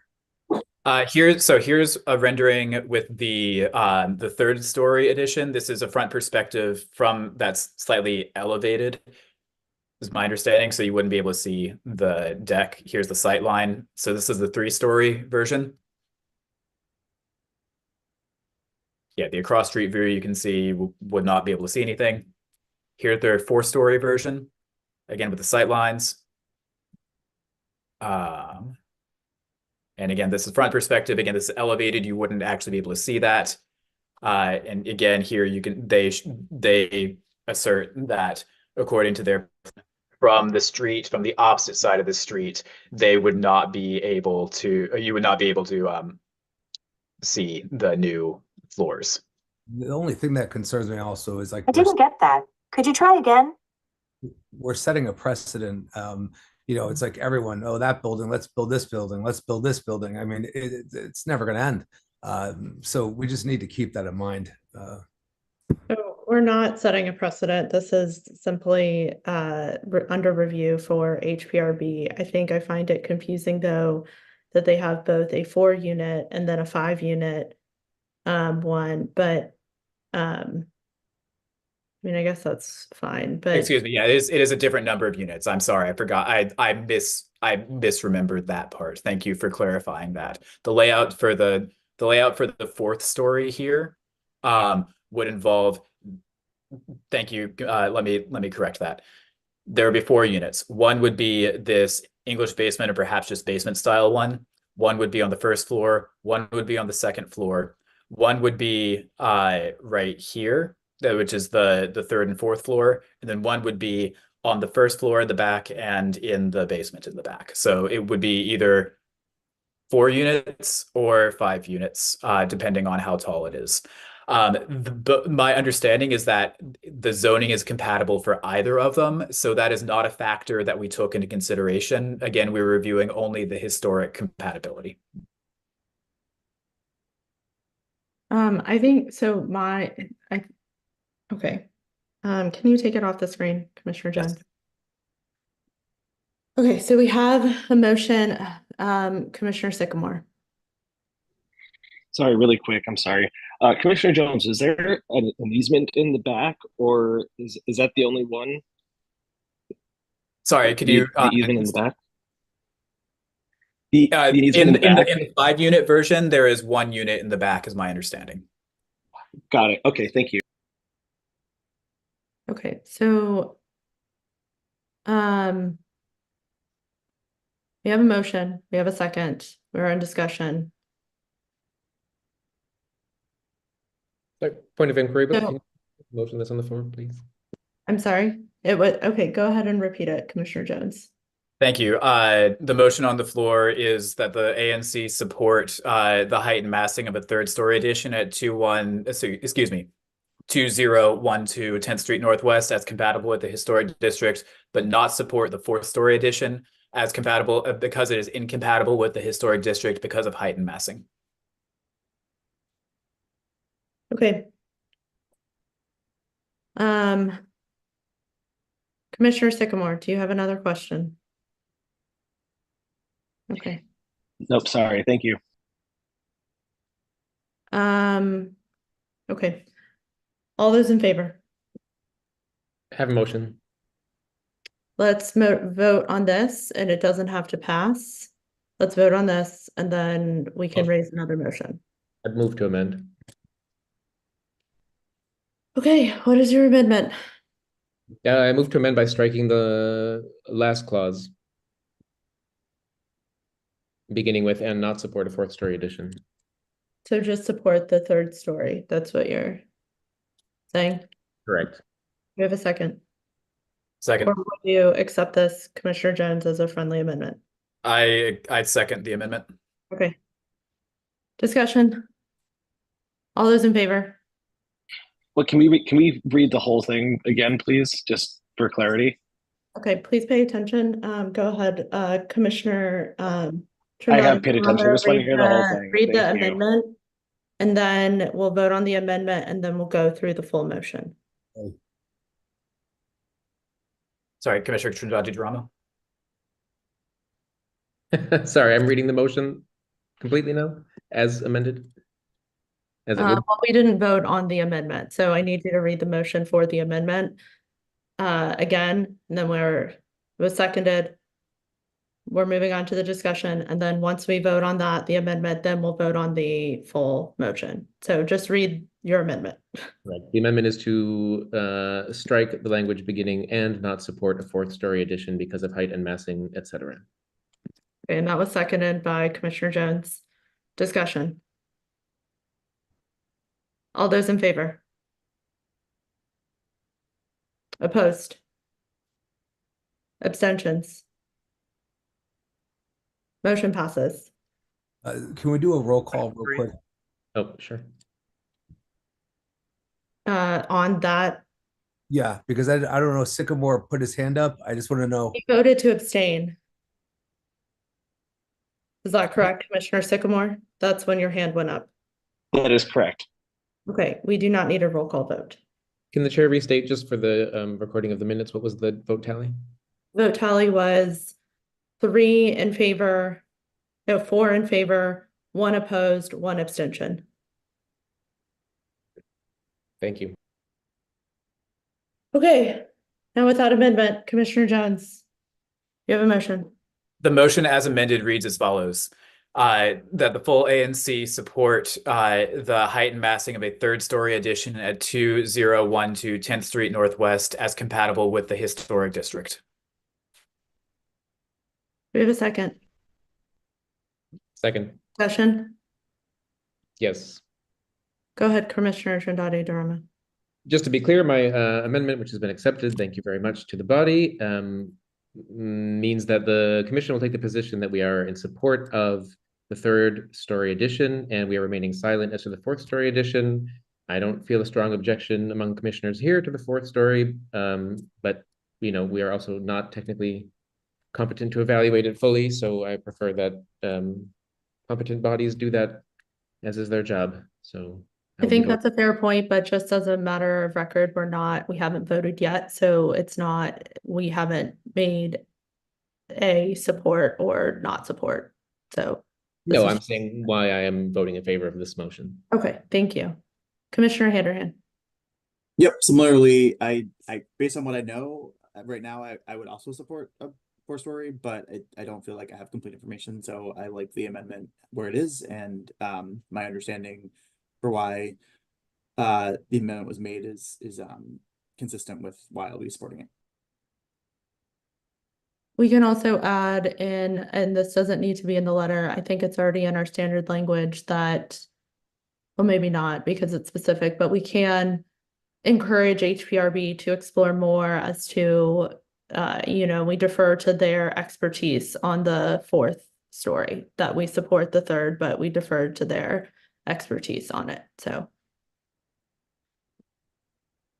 Okay, all those in favor? Opposed? Abstentions? Motion passes. Thank you.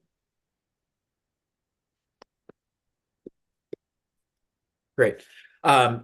Commissioner Sycamore, are you in a place where you'd be able to speak to case number 1, or would you like me to delay and do case number 3 before I do case number 1? I want to be respectful of your internet connection.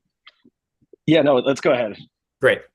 All right. Thank you. Next up, I'd like to present case number 1. Case number 1, give me one moment to pull up files. Actually, for this one, yeah, I'll pull up files, and also I believe the applicant is in the audience today. If Cedric wouldn't mind making Mr. Rupert, would you raise your hand? And Cedric, would you mind making him a panelist so that if there are questions to him directly, those can be answered?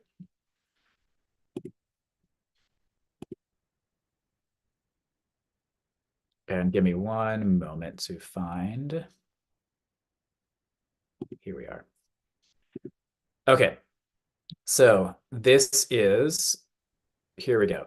We're back with 1, 2, 3, 5. Excuse me one second. 1, 2, 3, 5 W Street Northwest.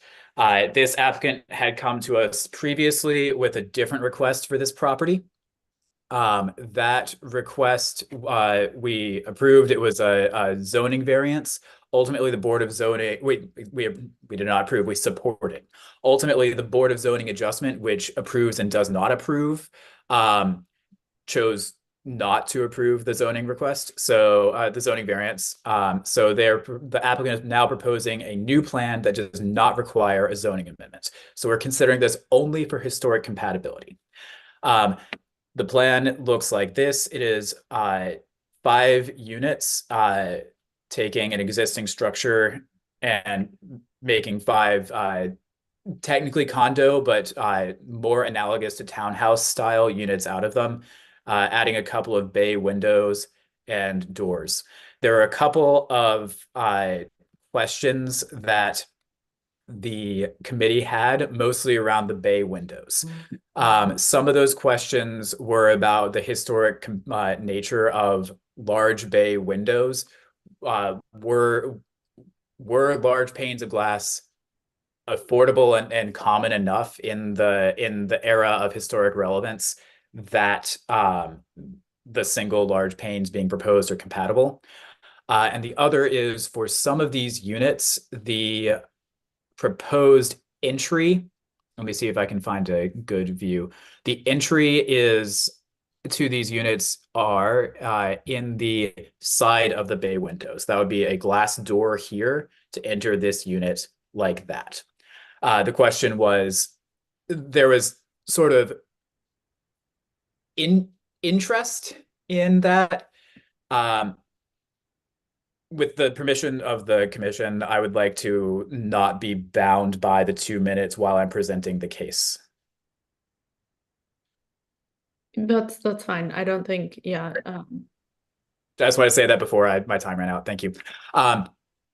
There is interest in this move. It makes it possible. It makes it easier for entries for all the units to be made without having just a bunch of doors, which would be less coherent and less compatible with the history. There's some question about, first off, interest in this rethinking of the this creative thinking of trying to blend the functionality and the historic compatibility, but there are also some questions about the precedent.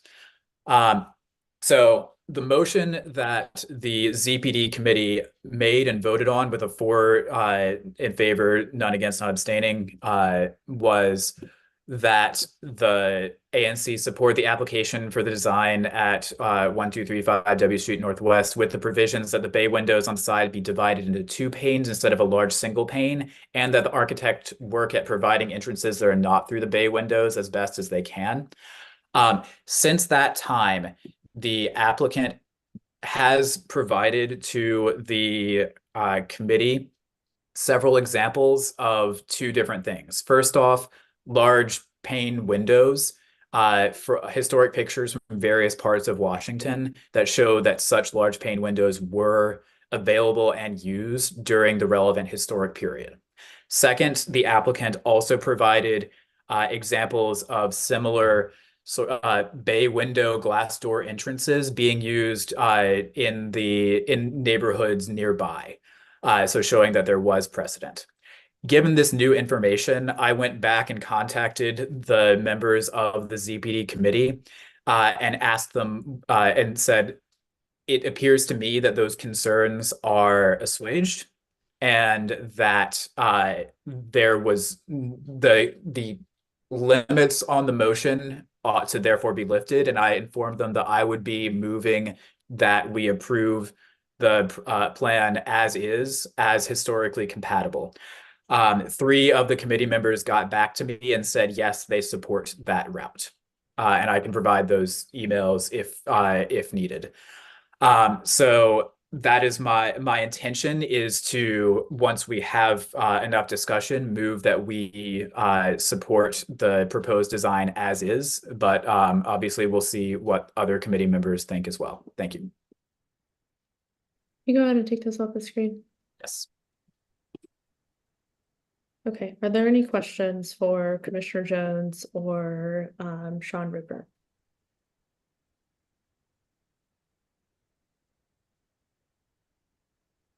Commissioner Trindade Duramo. I'm being talkative today. Thank you all for bearing with me. I mean, I guess I'm trying to get at the same question as before, which is how do we avoid making arbitrary decisions? And it seems a little funny to me that we can find one picture with a window in the past.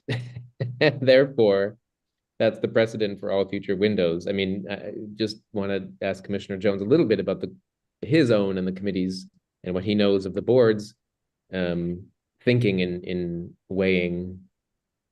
I will like to note too, and this is simply if we support it or not. I think none of us here, unless I don't know, and apologies, are historic preservation experts. And so we rely upon the applicant. We rely upon also our ZPD committee members who, some of them are architects or at least have dealt with these projects for years. But this is simply to support in front of HPRB. We are not the deciding factors in this.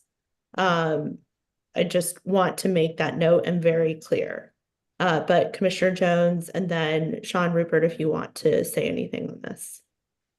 Yeah, I mean, Commissioner Trindade Duramo, you've kind of got the whole question of there's kind of the whole question of should we have historic zones at all? Because at some point the rulings do become arbitrary, and I think that is a fair criticism of the entire mechanism. I don't think it's any more specific to this than anything else. On the panels thing, there were close to half a dozen pictures that the applicant provided of that. So like that's part of it. And the other thing is you're right that these are arbitrary. The reason that the ZPD committee made the motion with the 2 panels was because a committee member believed apparently mistakenly believed that such large panels were simply not available, or at least not available at reasonable prices at that time. So in this case, the applicant was able to demonstrate that belief was false, or at least not as true as we had been under the impression of, and so that's part of it. But I mean, ultimately, just want to reiterate what Chair Harris said. We're not the decision makers. We're making recommendations, and we sometimes find things that the experts miss, and sometimes we don't, and the experts make the recommendation that make the decision that they were going to make anyway. So I guess that's the answer. Is I see our role as trying to see, are there things that the experts might not see?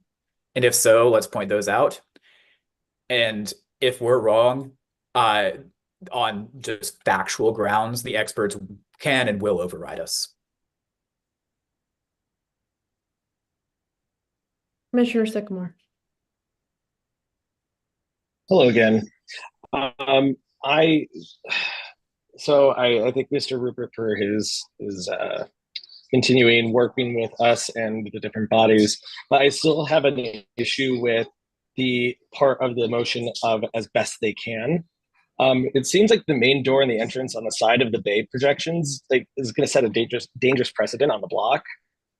It doesn't really seem compatible with the other properties around it, and the current property on the block doesn't seem like it's good enough for that type of modification for their main entrance door. The bay just seems like it's just the overall character of the block is just messed with that. So I'm just curious. Well, at some point I will make an amendment to strike that part of the motion as best we can.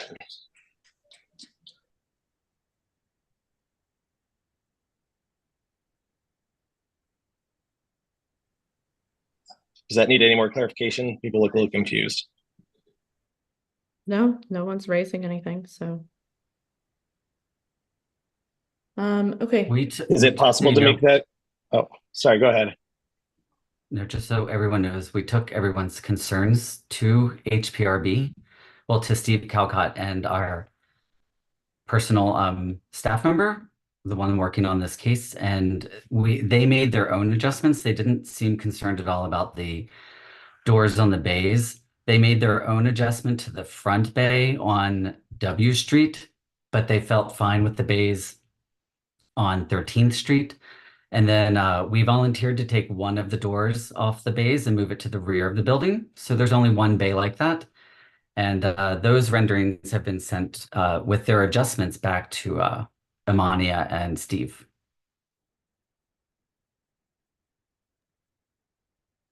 Yes, thank you, Mr. Rupert. I thank you. I had failed to include that part that you had gone to historic and gotten some comments already. Right, and we redrew everything, and the set that I sent you, I know it was late, but I sent it yesterday. That's when I had gotten it. So that set has all of the edits in it from historic. Commissioner Sycamore. Might I make a motion? Sure. I'd like to make a motion to amend the current language to strike as best they can from the.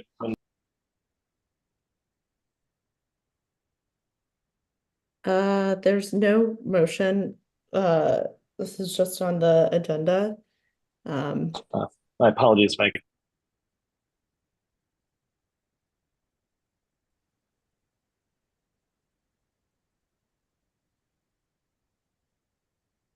Okay. I think Commissioner Jones. I would like to make a motion, a main motion, not Okay. amending it. Or Commissioner Jones. Thank you. I move that ANC 1B, let me get my wording. I move that ANC 1B support on historic grounds the proposed project as is at 1235 W Street Northwest. Do we have a second? Discussion? All those in favor? Madam Chair, no, sorry. Commissioner Sycamore's hand is up. Sorry. Commissioner Sycamore. So now I would like to raise a motion to amend. But I will note that Commissioner Jones didn't have that language that you noted in his motion. What was the original motion that he read then? That was in there as best he can. That was the very last sentence. But he didn't. Was it not? He did not have that in the motion.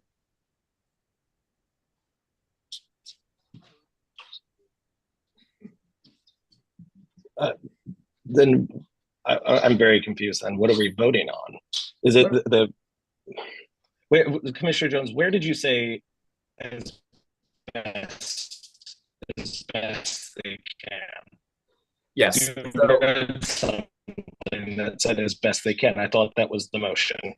The motion that the ZPD committee passed did take into account questions about the large glass pane that they thought ought to be divided into two, and the entryway via the bay door. After that motion was made, the applicant later gave us reason to believe that those features were actually historically compatible after all. At that time, I emailed the four members of the ZPD committee and said that I intended to propose a motion at this meeting supporting the project as is, because I believe that their concerns had been assuaged. 3 of those committee members wrote back to me saying, yes, that's fine. The 4th did not write back. And in Commissioner Jones's motion just now, he did not contain the language as best they can. So that was not in the motion. Commissioner Jones, if you can read your motion again, so then Commissioner Sycamore can hear what you said.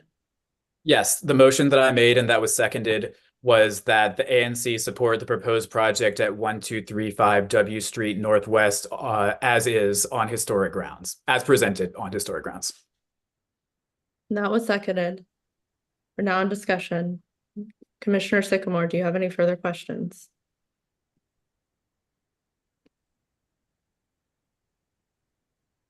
And taking your hand down is no further questions, but Commissioner Handerhan. So voting yes on this right now would allow for a door through the bay window because that's in the current plan, and it's based on new information since the original discussion at ZPD. Would That's correct. Support, not allow, support the. Yeah, support. Commissioner Sycamore. So as is, where are these new plans? These are the ones that Mr. Rupert just sent to you that were not distributed. I sent them yesterday. I can share my screen if you want to, but we removed one bay window door to the rear of the building and one remains. But historic staff, both Steve Calcott and their upper boss, because they know what had happened to this project before, they brought in their upper boss above Steve to that meeting. And so they were fine with the size of the windows and with the doors in the bays, but we removed one anyway. The most obvious one on the back of the building that you would see coming down 13th Street, and they were happy with that. Commissioner, would you like to get the screen and show that? Yeah, I'm just concerned because even though we have a historic precedent within the city, it's not still characteristic within the neighborhood. That's my biggest. But the other building similar to this at 11th and T is in your ANC and actually shows the same things. And we are not the bodies to decide if it's compatible. That's up to HPRB. We're simply deciding to support or not support. Mr. Rupert, so to be clear, that's the new one. Yes. This is the new one. Great. Madam Chair, may I take a minute to try to point out the differences since we last saw? So there, as Mr. Rupert said, there was concern about we're now down from 2 entries through bay windows to 1. There had been one over here on this side of the building that is no longer there. This is sightlines. The entryway, the one bay window entryway that is planned to exist is right here. That is the entryway to this unit, the second from the right. Correct. We made other modifications because of Steve Calcott, but they're minor. Yeah, there were no concerns with any of the other features that the presented.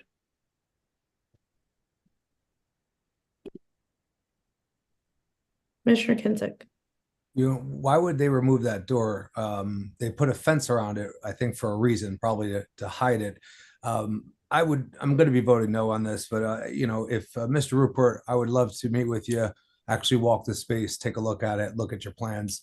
But right now I'd be voting no on this. It's a little off.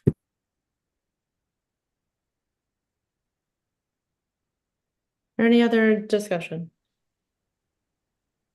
Okay, just for one more time, just in case, can you read your motion again, Commissioner Jones? That was already seconded. Yes, the motion that I made and that was seconded reads as follows. I move that the ANC support the proposed project at 1235 W Street as presented on historic grounds. It was seconded. All those in favor? Opposed? Opposed. Abstentions? Motion passes. Thank you. Thank you.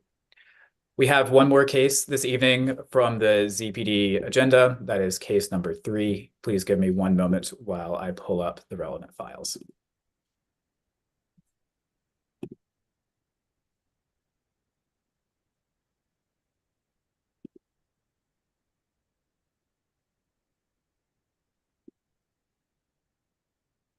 All right. You should be able to see my screen. This is at 216 T Street Northwest. The applicant is looking to take an existing 2-story building with basement and add a 3rd story onto it. As far as zoning goes, my understanding is that that is a matter of right. So we are only looking once again at the historic compatibility. This is the site in question. It is, I believe, solidly in LaDroit Park. And if it is not, Commissioner Handerhan will correct me because he knows that area better than I do. It is in LaDroit Park. There we go. Right here, just off of Anna J. Cooper Circle. One moment. This is the existing building. Here, I'm just going to show. I'm going to cut to the chase. They gave us 3 options. This is option number 1, which basically more or less continues the same masonry pattern and the same window patterns, with some features here that kind of break it from the 2nd or the 3rd floor to like give some indication that it's not original. So this was option 1 that they gave us. Option 2 does similar, but there is this line of I believe either stone or concrete coming across right here. And then the windows are the window masonry is slightly different here, which indicates that it's separate from the original. And then this is option 3, which would have a significantly different masonry pattern, and be significant both in general and above the windows.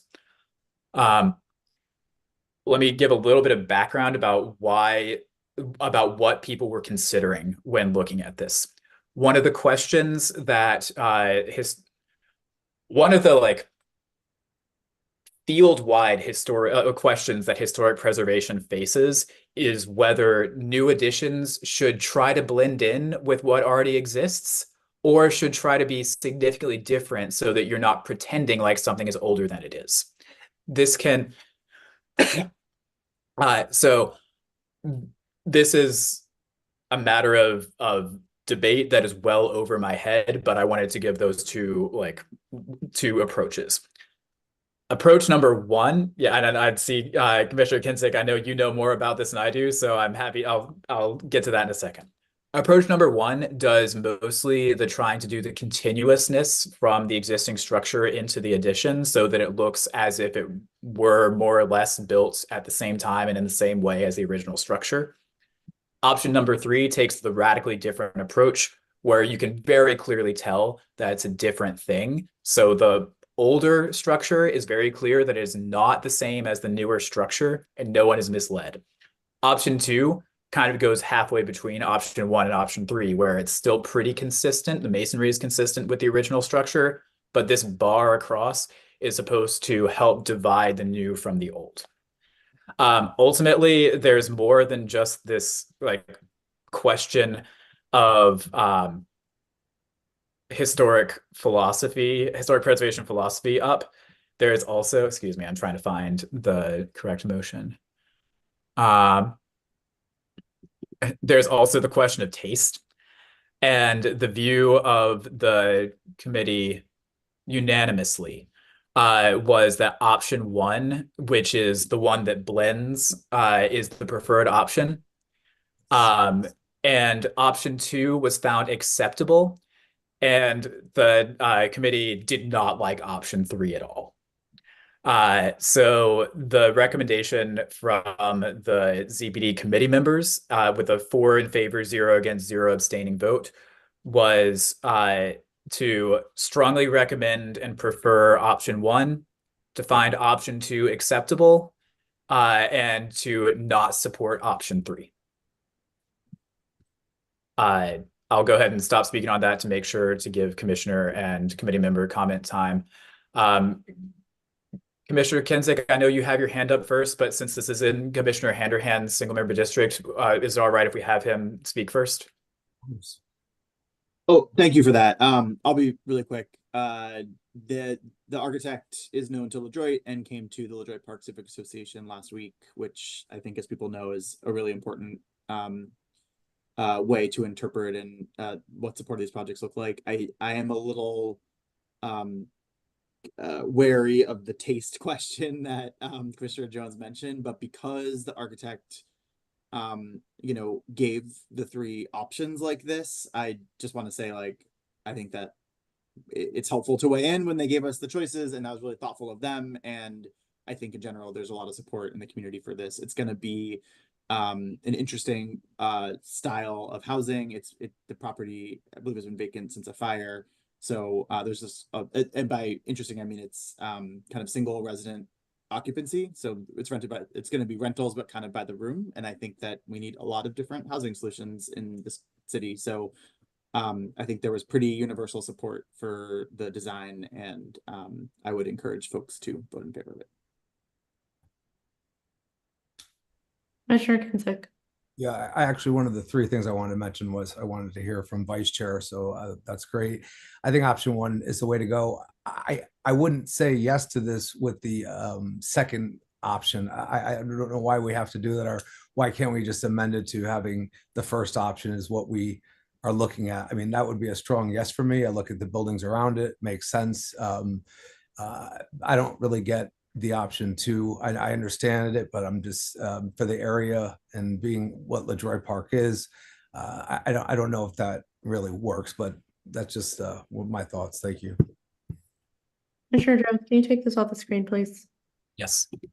Yeah, you don't have to. I agree with Commissioner Kenzik. You don't have to add in the other ones. I think we should just go forward with the preferred choice. I think, yeah, there's no amendments necessary. There's no motion on the table. This was simply the recommendation from ZPD. So you don't have to do that. And I would recommend that we push for one option here.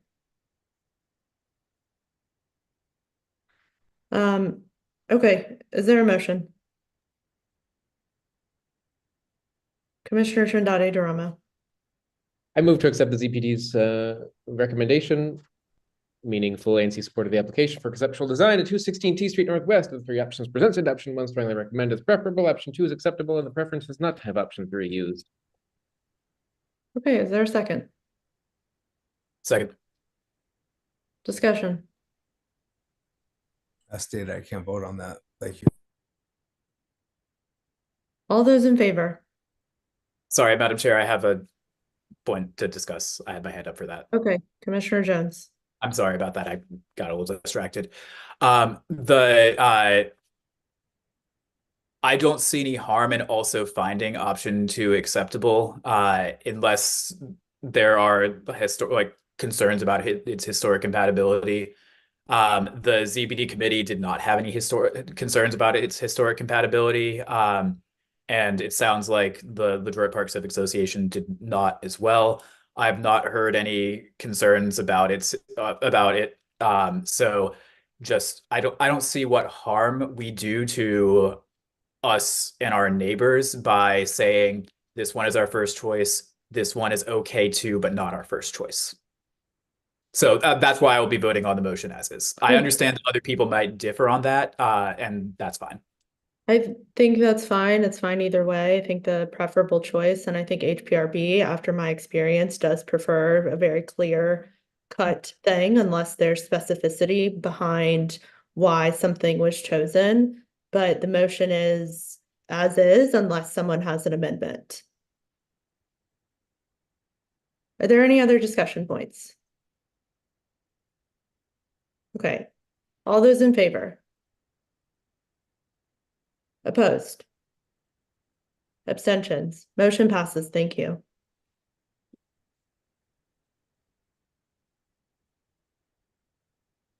Commissioner Jones.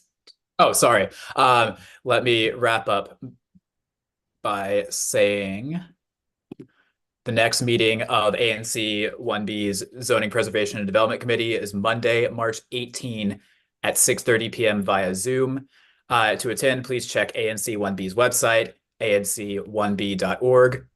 If you're interested in joining the ZPD committee, please email me, Commissioner Tucker Jones, at 1b09@anc.dc.gov. Thank you.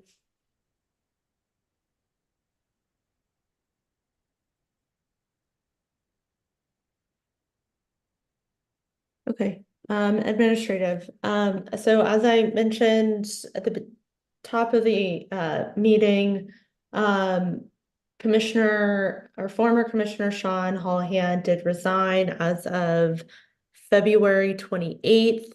That's why there was, I think, some confusion in terms of he was still serving his term in February, which is when some of these meetings were held. But the registrar will be posting the vacancy notice for 1B02 tomorrow with all of the appropriate deadlines and things. If anyone has any questions about it, please email us, and we're all happy to kind of provide the information on this vacancy. But that's all for that. I'm not going to say anything further because although it's official, it's not really official because it's not posted in the registrar just yet. It's a weird gray area that we're in right now. Okay. Executive Council Member, Commissioner, and Community Announcements. Office of the Council Member, Nicole. Hi, everyone. Good to see you all. Just a few quick updates from me. This week, the council passed the secure DC legislation. It's a very large public safety bill. I know Councilmember Henderson spoke about it a little bit earlier in the meeting.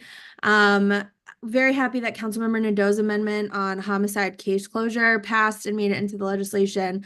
That provision will launch a study to evaluate the effectiveness of the district's existing witness assistance programs and make policy recommendations. This was part of a larger bill we introduced last year to increase rewards for homicide case witnesses and provide more support. So we're really looking forward to that moving forward and learning more about how we can support witnesses in homicide cases to encourage them to come forward. We also just wrapped up performance oversight hearings at the council. We received hours and hours of testimony from the public and from our executive agency partners.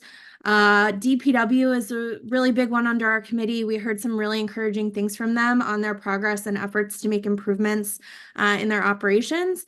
I think a really timely example is after all the issues that we saw after the snowstorm this year with alleys not getting their trash picked up. They are going to change their approach to ensure that that doesn't happen again. So we learned and we're going to move forward, including using mom and pop contractors with small plows to address the alleys, as well as recognizing some problem areas and really making sure that those areas are getting additional attention in future snowstorm situations. They also recently went live, very important for ANC commissioners, very recently went live with their public trash can site. So the public can see exactly where public trash cans are currently placed, learn how to request a can and more. So I know that's something we hear a lot at the council from residents. I know commissioners do as well. So that's an exciting tool that they just launched. And just want to mention, we're in a brief slower period right before we kick off the budget. So would really encourage commissioners and members of the public to consider testifying during the budget season. The schedule of hearings should be out soon, so I'll keep folks posted when that's up, and hope to see some of you all testifying before the council on your budget priorities. That's all from me. Thank you so much. Are there any questions for Nicole? I am seeing one question. Cedric, if you can go ahead and promote. You should be able to take yourself off of mute. Thanks, Chair Harris. Nicole, good to see you again. Thanks for joining us. Just wondering what the council members' reaction to the recall notice against her is, and if she plans to engage with the folks who are concerned enough to be undertaking those activities. Thanks very much. I apologize. We cannot discuss those matters on an ANC meeting, but I'm sure you can email those in to the right person, but we cannot discuss that on this call.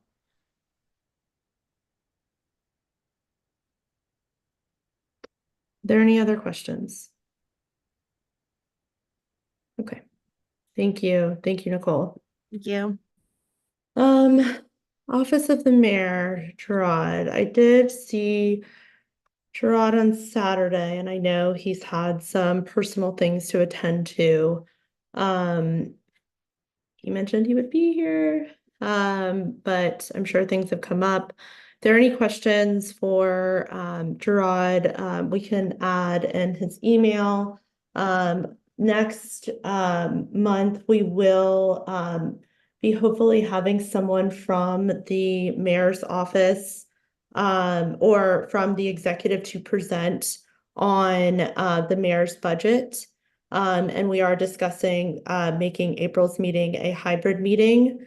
So stay tuned for that.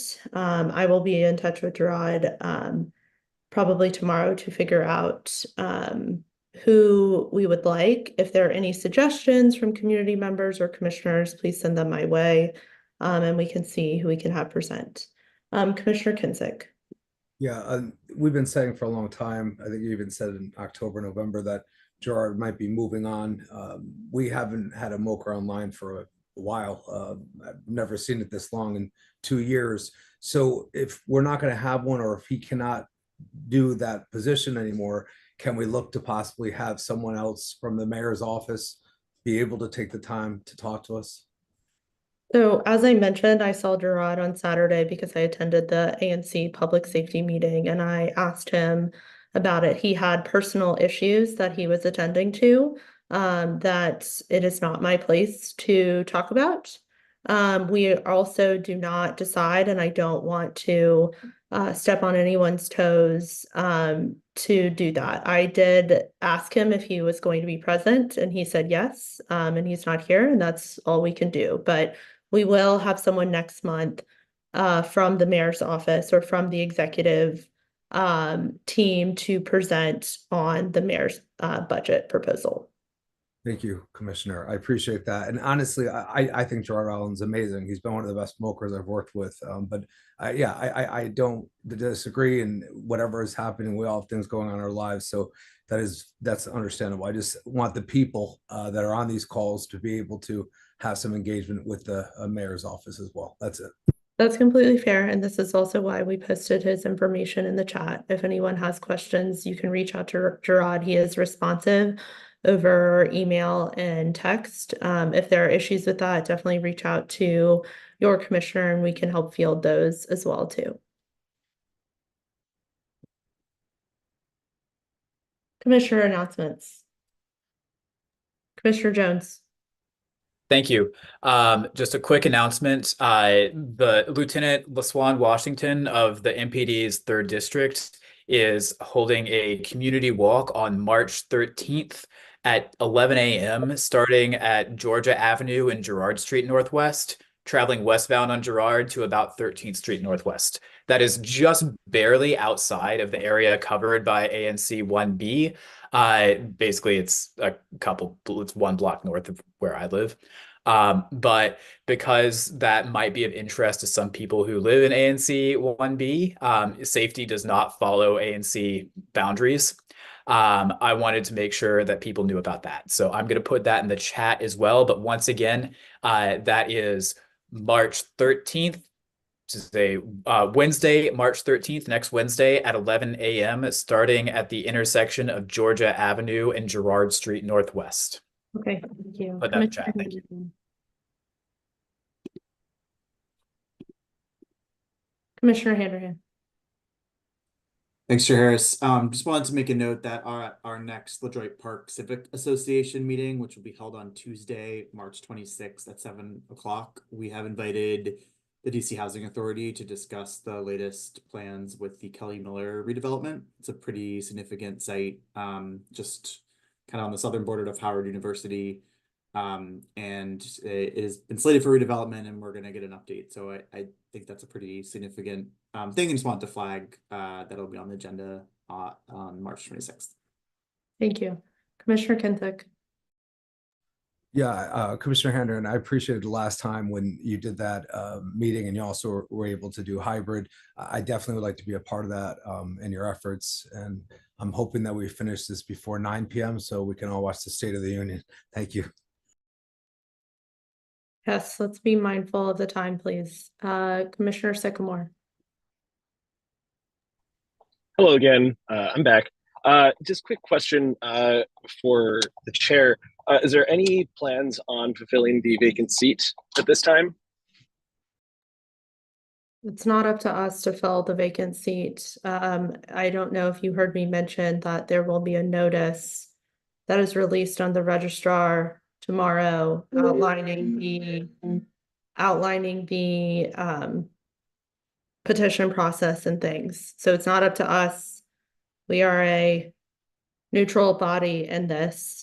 If you know people who have questions, certainly we can answer that on our personal time, but that's not something that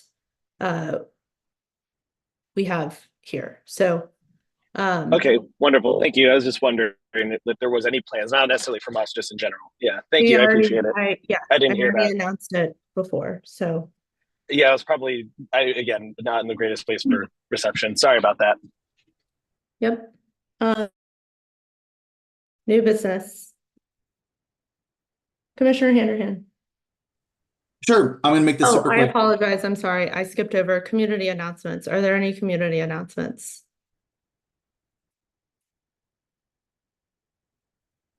Seeing no hands. Okay, Commissioner Handerhan, new business. Sure. So thanks everyone for adding this to the agenda tonight. This is pretty straightforward. There is a plot of land just north of ANC 1B, specifically ANC 1B01, that is in 1E, and it is a district-owned property that contains a number of plots. We're collectively calling it the Casey Lewis Field, but it's actually a playground, an old basketball court, a new basketball court, and a field. I'm gonna share my screen really quickly. This is of course in the agenda packet, but this is a map of the site. I've been working with 3 other commissioners, including the SMD rep, Commissioner Brian Footer, on a resolution on what we would like the city to see with this site. We did a survey that was advertised pretty extensively. The resolution codifies what was in the survey and basically asks the relevant agencies to put together a plan for how to utilize the site and bring it up to a space where each different component can be used. So specifically, it calls out the FY25 budget process as an opportunity for some of the capital investments. That's right here, the area I'm highlighting. There's a number of specific suggestions. Really, this is an effort to just get the community voice heard in the budgeting process overall. This was passed by 1E, which is the kind of commission of jurisdiction, and I want to open up to questions because people haven't had a chance to talk about this before, but I am proposing that we just support the resolution as passed by 1E. Happy to take questions.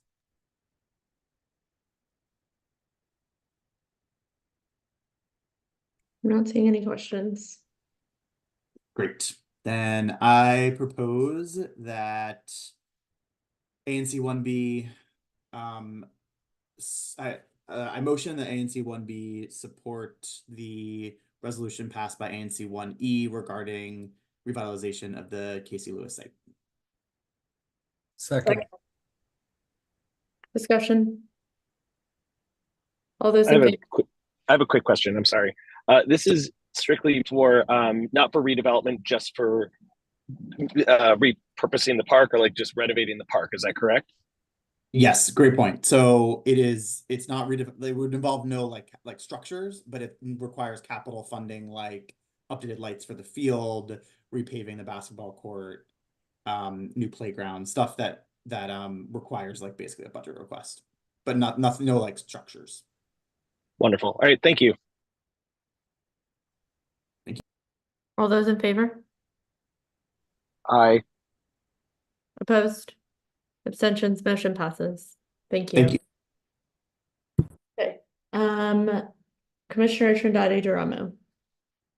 Thank you. This is a matter also of expressing the ANC's support. We'll be moving just in a moment that the ANC provide a letter of support to Beta Academy, which is at the corner of 14th and Florida. Some of you may be familiar with it. It is a martial arts academy and fitness facility.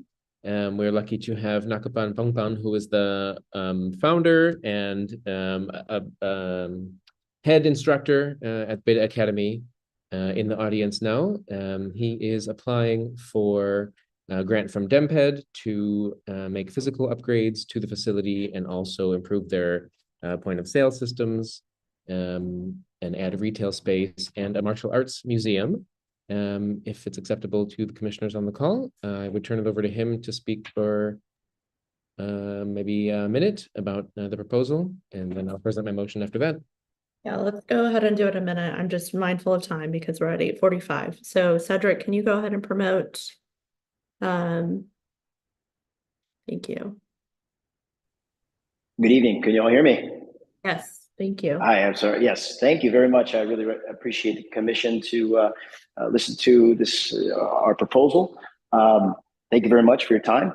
My name is Nakapan. I've been living in DC up until recently, since 2005, U Street area, and we opened up Beta Academy, which is a martial arts studio, about 10,000 square feet. We've been open for about 15 years now on the corner of 14th in Florida, right by the Doozy Dog. You've probably seen the dogs. They probably bring in a lot more people than our windows do. But we have probably about 700 students enrolled, serving kids as young as 3 years old all the way up to about adults 73 years old. And what we're looking to do right now is apply for the Great Streets Grant, which essentially is a grant by the district to allow us to upgrade our POS systems, our CRM systems, but also to make the corridor more walkable, bring more people into the community. So what we propose to do is add exhibits and change the inside of our school to include martial arts, cultural exhibits, and be like an educational institution for the community. Thank you. Thank you for that quick breakdown. I think maybe Commissioner Kinsick may have a question for you. Yeah, no, I actually want to say I've met him before. I lived in that building for 2 years. I think it's great work, and I appreciate you and everything you're doing for the community. Thank you, sir. Thank you very much. Commissioner Sycamore. Hello. Great to meet you virtually. You're actually right in my SMD, so I'm actually really excited to get to know this. But I just want to commend you. This block in particular has, well, the two blocks have a long history of sports and youth engagement. I've been in this city, in this area for 20 years, almost 20 years now. And I'm just so happy to see it's gone from, engaging youth with boxing to now with karate and martial arts. I think it's a wonderful addition to the community, and I am in full support of this. Thank you so much for all the work that you do. Thank you very much. Okay, do we have a motion? With that, I would move that the ANC provide a letter of support for Beta Academy in its grant application to DEMPED and authorize Commissioner Sycamore and myself to draft a letter and circulate it for signature. Do we have a second? Second. Discussion? All those in favor? Aye. Opposed? Abstentions? Motion passes. Thank you. Okay, great. Are there any other new business items? Okay. Are there any further comments? Hearing none, adjourn this meeting at 8:49 p.m. Thank you. Enjoy the rest of the evening.